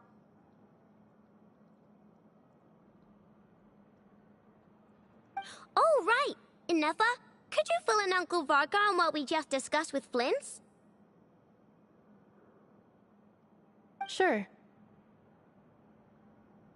Uncle Varka, you previously told us about how when you went to investigate a source of the Wild Hunt in Amsvartnir, you discovered that it was just a diversion. But according to Flint's intel, several outbreaks of the Wild Hunt had already occurred in Nodcry in the period leading up to that. That was before Rerir had regained his body, when he was far from regaining his full strength. In other words, in theory at least, he still lacked the means to act in two places at once. Flint's, with everything that's been happening, the Lightkeepers across Nodcry are rallying to fight back against the Wild Hunt. They're gonna need your help. I know, I'm sure you're capable of coming up with something far more effective than decoys. But for now, you should stay here and get some rest. Anefa and I will head back over to Amsvartnir to see if there's anything I missed. I told you Uncle Varka would say that, didn't I? A deal's a deal. Not a word about my snack intake for the next week. Database updated. Reliability of Aino's predictions increased. What does that mean? They were betting on how you'd respond after hearing their intel. It's the obvious choice, isn't it? That's hardly worth betting on. We already decided that Anefa should go investigate the situation over at Amsvartnir on her own. You might as well stay here and keep watch. Someone needs to hang back and oversee our strategy meetings. And besides, you still haven't fully recovered from ambushing Rerir. So I've ended up with the easiest assignment. Well, I appreciate it, everyone. See you when you get back.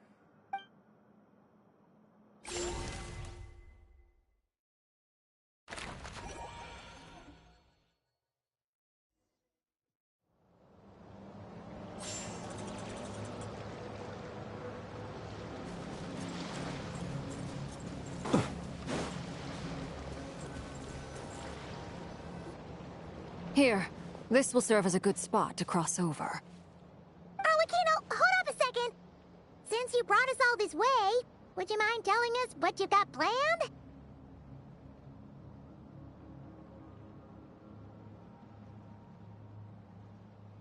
We still haven't got the slightest idea what's going on here.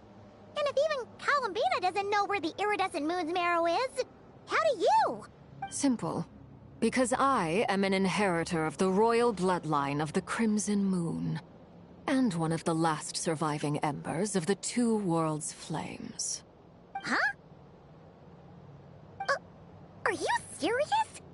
Isn't you're a descendant of that Crimson Moon dynasty we were just talking about? The one from ancient Conria? Your surprise is understandable. I was also taken aback when I first learned of it. But the more I thought about it, the more I realized the signs had been there all along. When I was young, I discovered I could wield a very special kind of fire. It coursed like blood through my veins and smoldered away inside my nerves.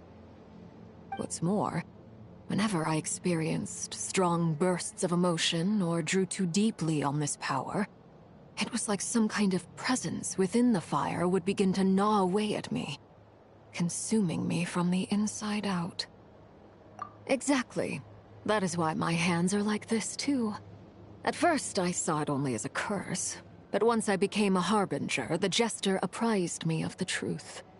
Together with my own investigations, over the past few years, there are several things that I have gradually come to understand.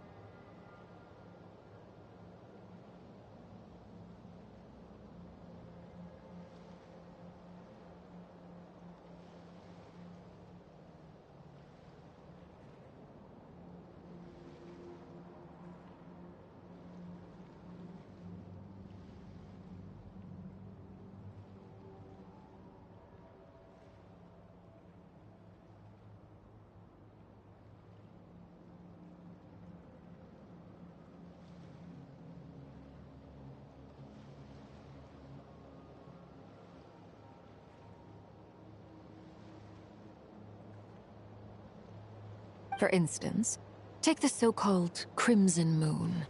In truth, it is nothing more than the shattered remnants of the iridescent moon, fused with the Abyss to prolong its lifespan.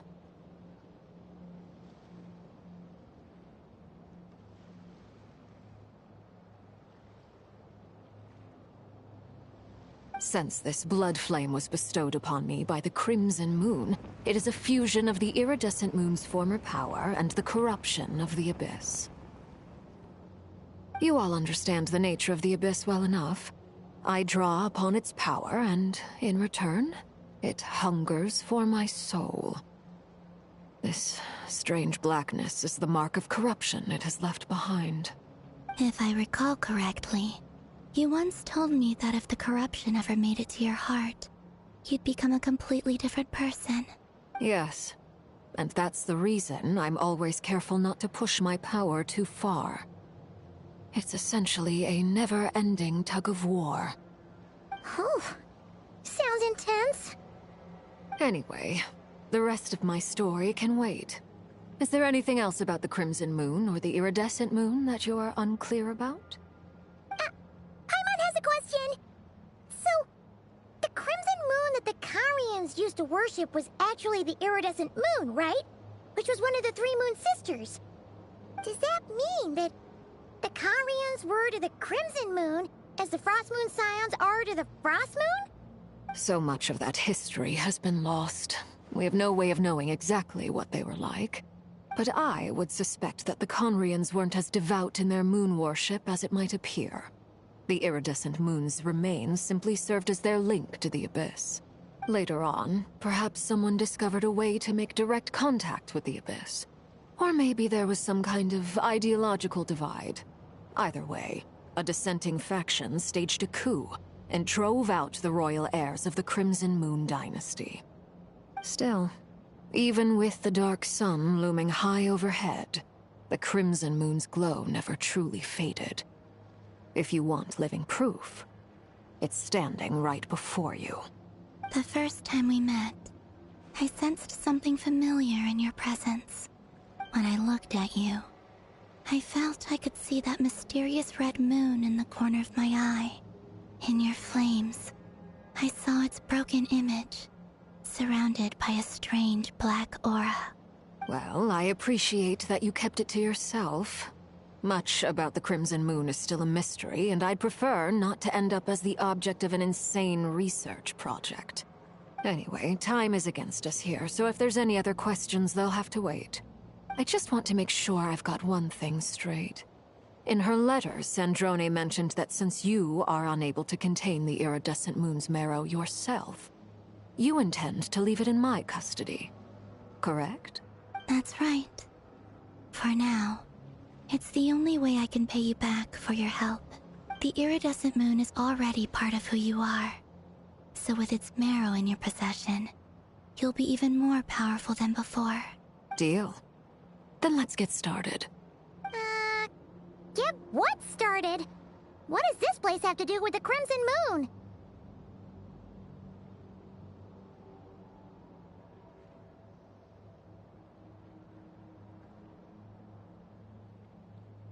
When I first became a Harbinger, the Jester gave me a book called Harry, also known as Leobranto Innamorato.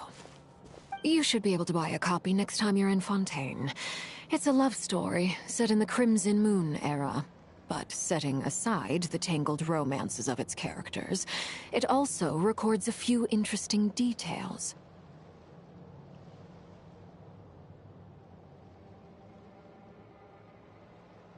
In the Crimson Moon era, or so the story goes, there was an orphanage that received children from beyond the bounds of this world, and subjected them to a peculiar induction ceremony.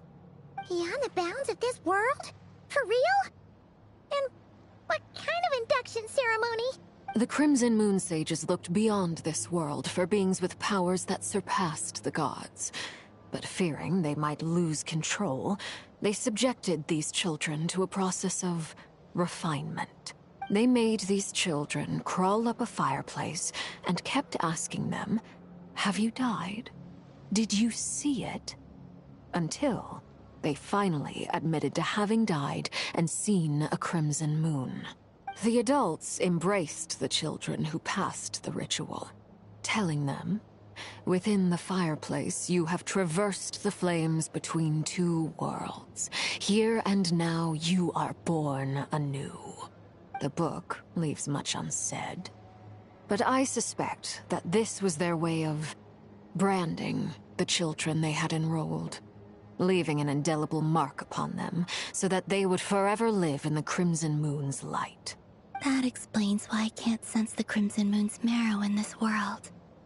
It makes sense that it would be sealed in a special space that can only be accessed temporarily through some kind of ritual. But there's no fireplace here. Do you see a chimney anywhere? Oh, are we supposed to build it ourselves? Okay, fine. Paimon will go find some bricks. That won't be necessary.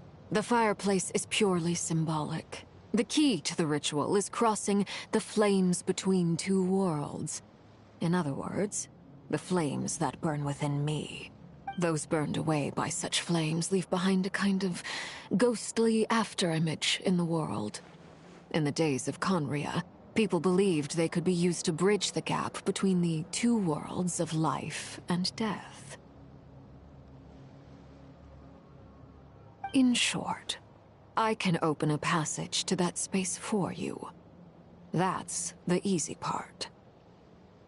The catch is I'll need to stay on this side to keep the passage open, so I won't be able to come with you.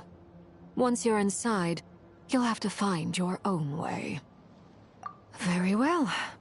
Then I'll open it up. Traveler, spare me a little more moonlight if you would. I may need it.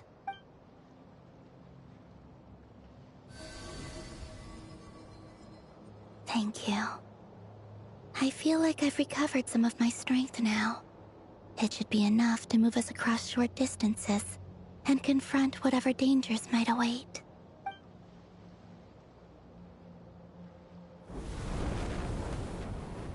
Mistress of the seven hues of ages past, great mother of the present, crimson-clad sovereign of the two realms, by fire severed, by fire renewed, I offer myself now and beseech your descent.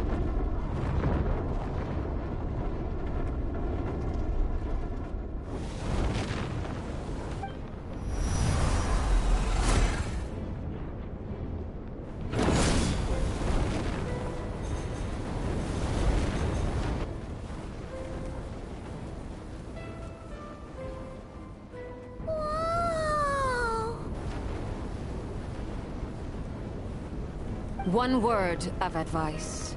As you're crossing over, no matter what voices you hear, do not answer. Got it! I sense a sinister gloom inside, but also the familiar light of the moon. I feel that I am about to meet an old friend who has changed beyond all recognition.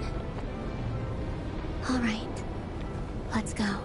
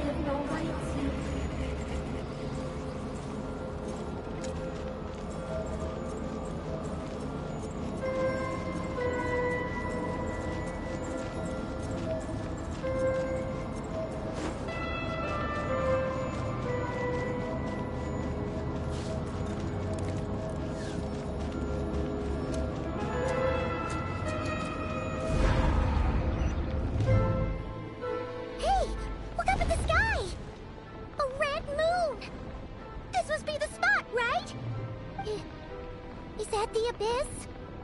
It's practically filled the entire place. What now?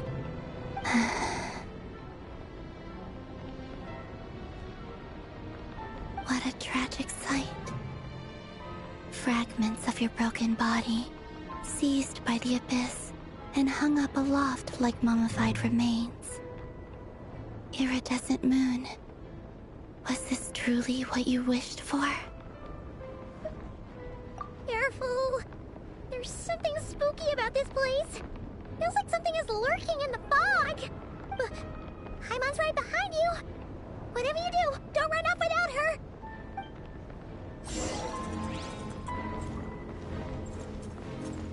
By the way, Kalambina, didn't you tell us that the iridescent moon had shattered into pieces? The moon up there looks pretty whole to Paimon. How is that possible?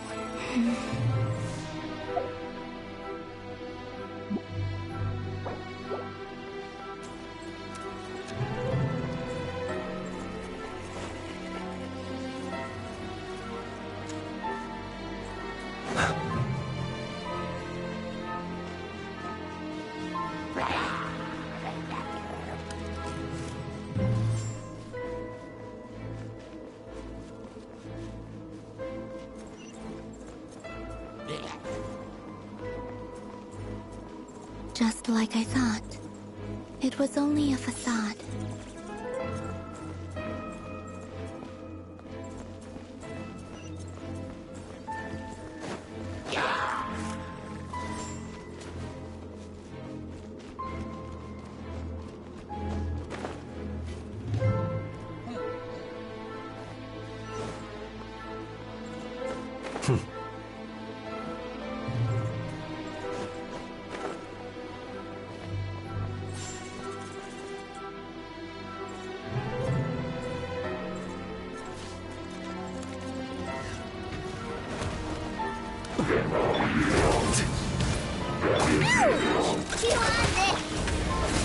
Sleep beckons.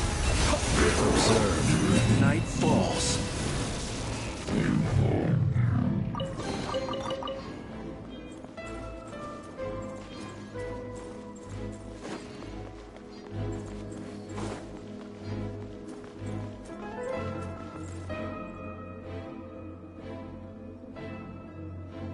Huh? Huh? For real? That's way too high! There's no way we'll be able to reach it!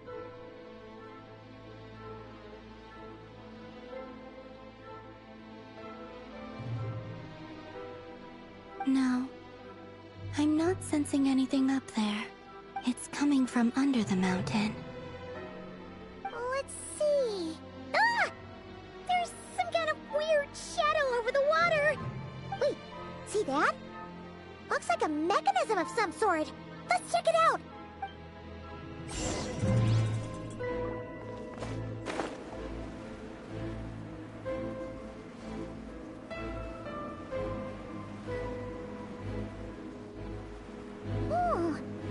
Looks like a device from the time of Kalia. Maybe people once came here to study the Crimson Moon's domain, and they left this behind. Oh, if we can activate it, we might find some clues.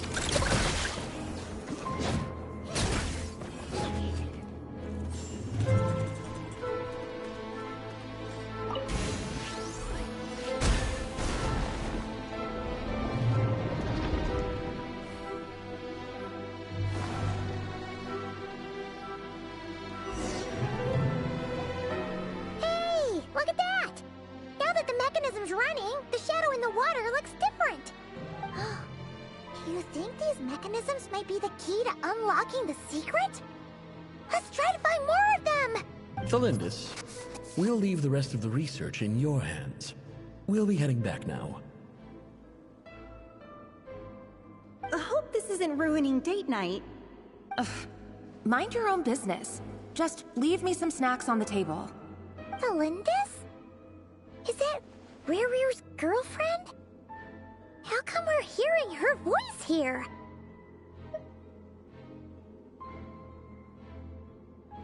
Oh yeah!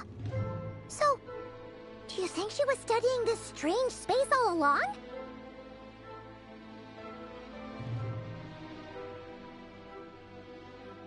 The Abyss has made this space extremely unstable.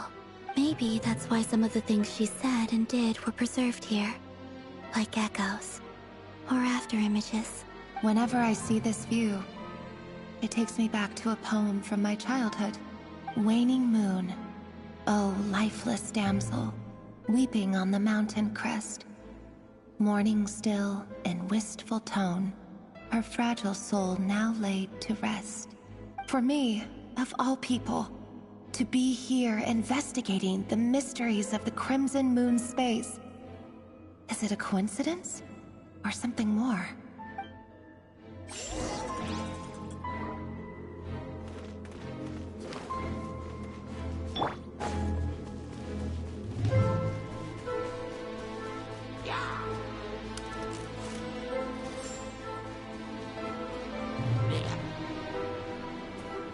Oh, looks like the Abyss has messed up this mechanism. We need to find a way to get it working again. Let's see if there are any other devices nearby. Chew on this! Ding dong water! Not too far now. Time to say hello. The night cometh.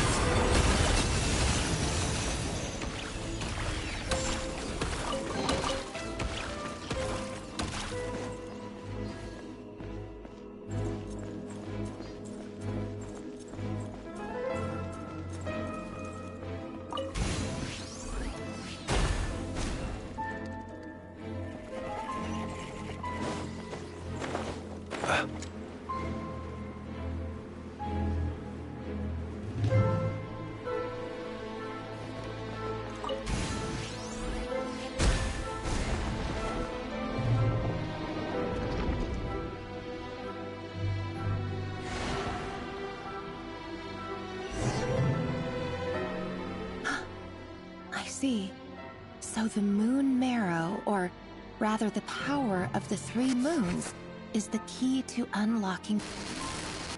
If it really does exist, then maybe this madness can finally be put to an end.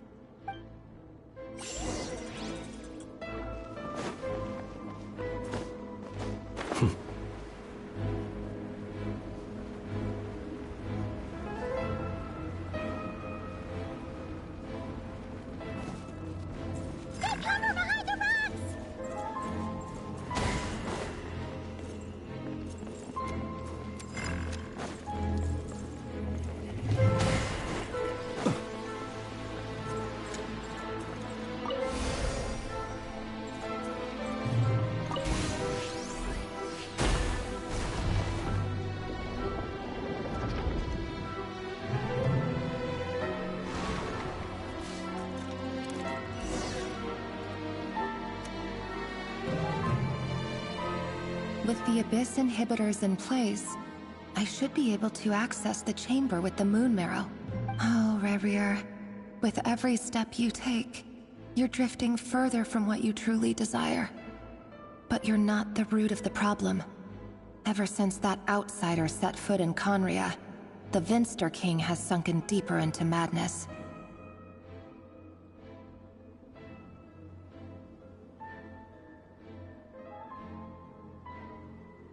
If only I could get my hands on that outsider.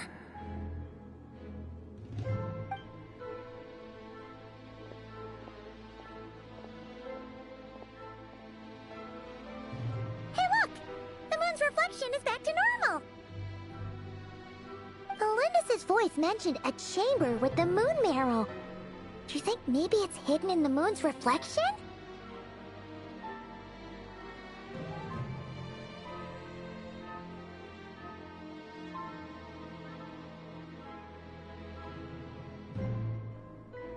It must be, for within it, I sense the fragile aura of a dying soul. Then there's no time to lose! Let's go!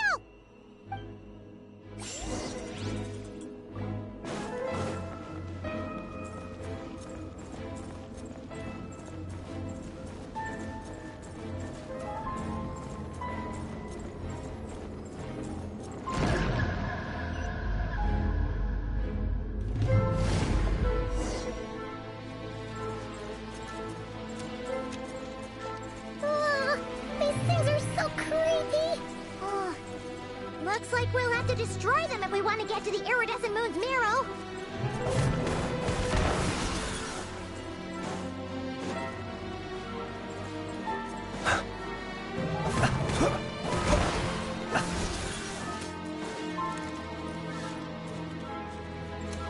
That must be the iridescent moon's marrow.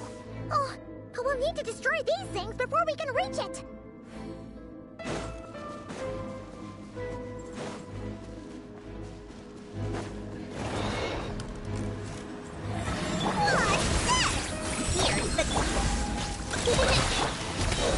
Go! You're free now! Observe. Close your eyes. Be silent. Do you fear the dark? Chew on this! Scratch it, Warren! What's this?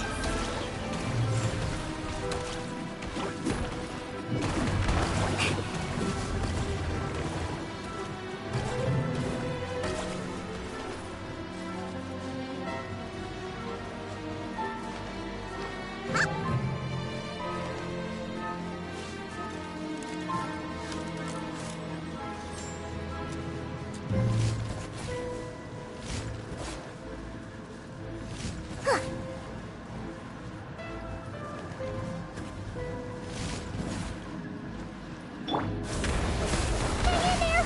We're so close!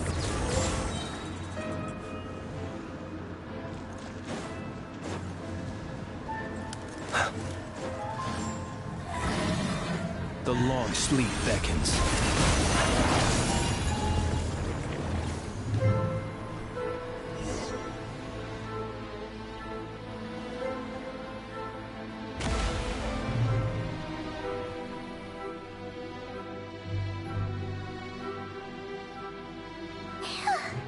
We finally did it! The iridescent moon's marrow. Still burning away like an undying flame, yet now contaminated by the abyss. It has taken on a new form entirely. If we can purify the abyssal power within, we should be able to obtain its untainted essence.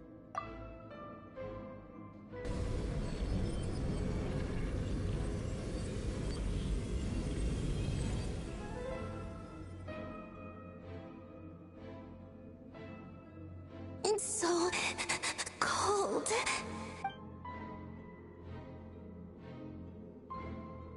Is it you? Are you here? Huh? Are you talking to us? At long last, I can see you once more. Our fates have crossed, and I am finally free. I'm sorry, I lied to you. Even knowing what was to come, I still couldn't let go of the fear in my heart. As death drew near, the moment the moon shattered, my body began to split apart piece by piece. Like I was being cut into pieces by 1,000 blunt blades. My thoughts scattered as the cold crept in. But I could not bear to fade away like that. Tell me, what was it that brought you to us all that time ago?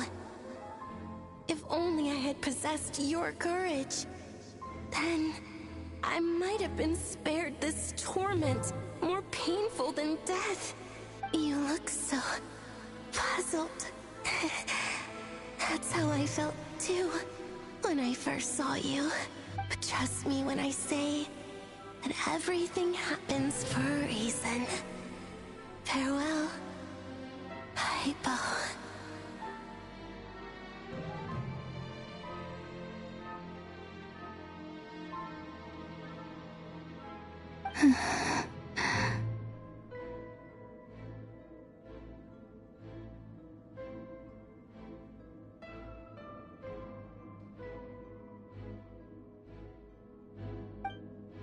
What was that all about? Was that the goddess of the iridescent moon? Oh. It sounded like she was speaking to a long-lost friend. But none of us have ever met her before, right?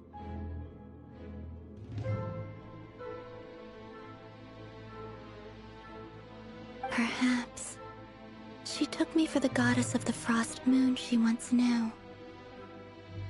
For a fading soul like hers, our auras must be too similar to tell apart. But anyway, we've got the iridescent moon's marrow now. That should help you regain your strength, right? Alright. Time to leave this place and meet back up with Arlecchino. Let's go!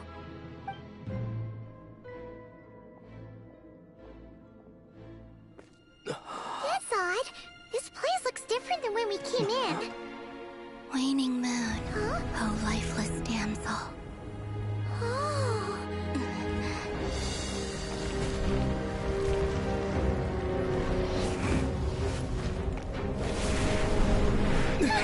Hurry! The place is collapsing! It wants to trap us here. Who's it? The abyss? Now we've taken the moon marrow. All that's left here is a dark will. It will show us no mercy.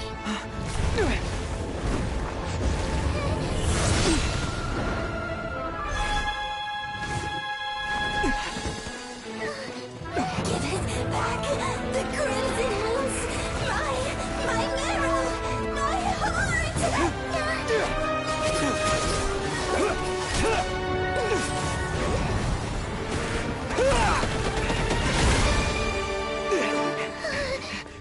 Finally! Huh? Oh no! The exit's blocked! They're back! Now what do we do? This is where you fall. Witness my rise. Hey, What are you waiting for?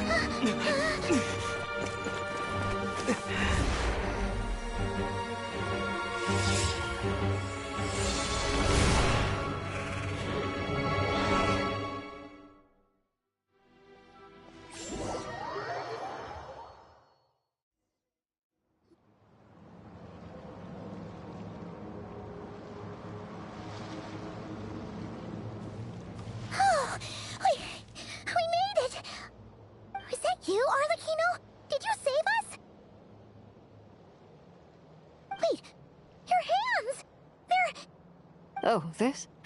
Don't worry. It's a small price to pay. The Abyss wanted to trap you inside, and I defied its will by bringing you out. No wonder it's a little angry. No. I have paid the price, albeit a small one, and it cannot be undone. My hands have already fused with the Abyss. Purification would simply destroy whatever's left of them. But surely... Oh... We're so sorry, Arlecchino. Paimon can't believe you'd make a sacrifice like this for us. As much as I'd like to call it a favor, the truth is I was simply holding up my end of the deal. Well, Columbina. Yes, you did your part. And as promised, I will leave the iridescent moon's marrow in your care. From this day forth, may the two worlds' flames burn ever more brightly.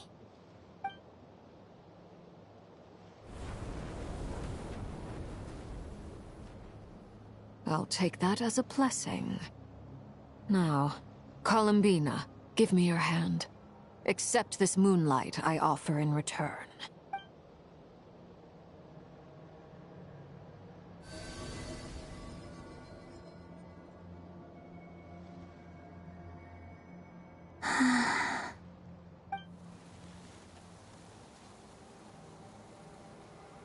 Feeling stronger? Hey, Columbina! Are you okay? I'm fine. Our powers are a little at odds, that's all.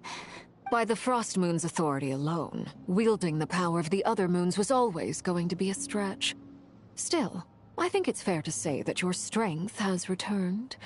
At least to the level it was at as Third Harbinger. It's still not enough. There's no way I can hope to challenge Rayrir like this. Just one more ray of moonlight, if you would. It's okay. I can take it.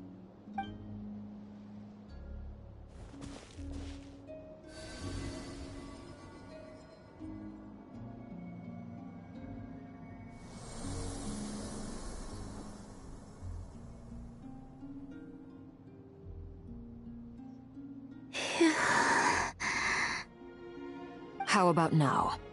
Fighting fit? At the very least, I won't have to stay hidden like before.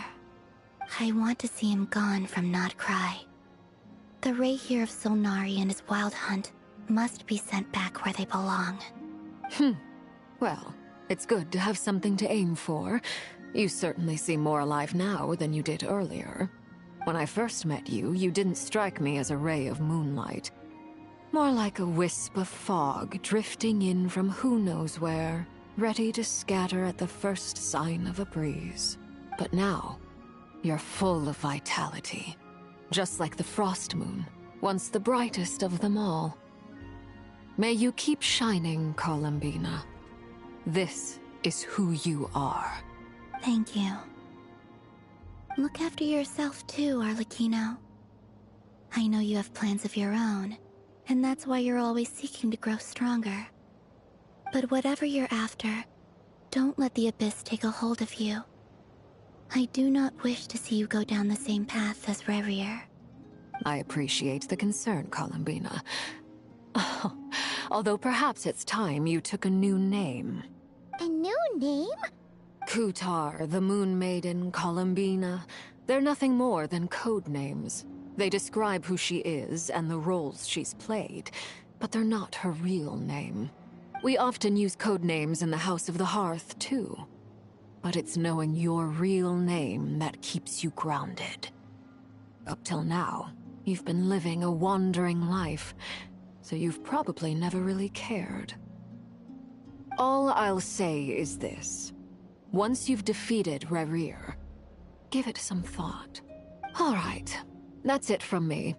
I'll get you back safely first, then go meet up with Sandrone. You're the best! I appreciate the gesture. It speaks to your good character. Anyway, let's get going. There are more urgent things to do right now than trade compliments.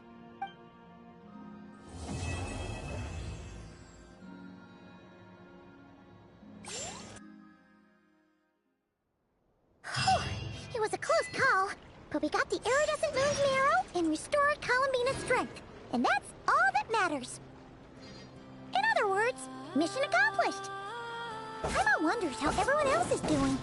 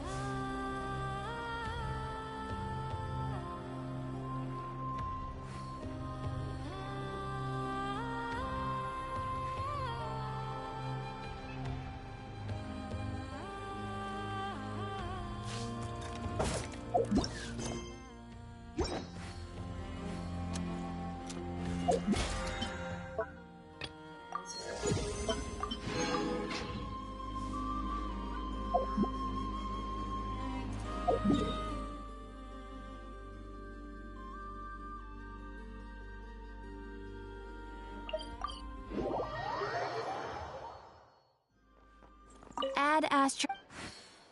Thank you for Add Astro.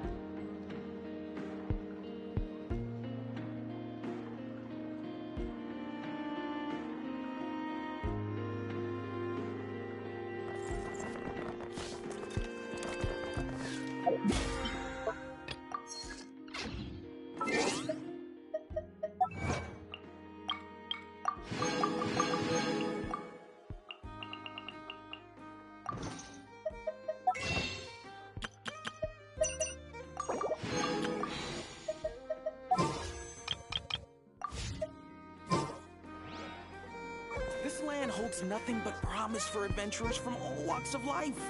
Wouldn't you agree? That land's specialties are the best in the world.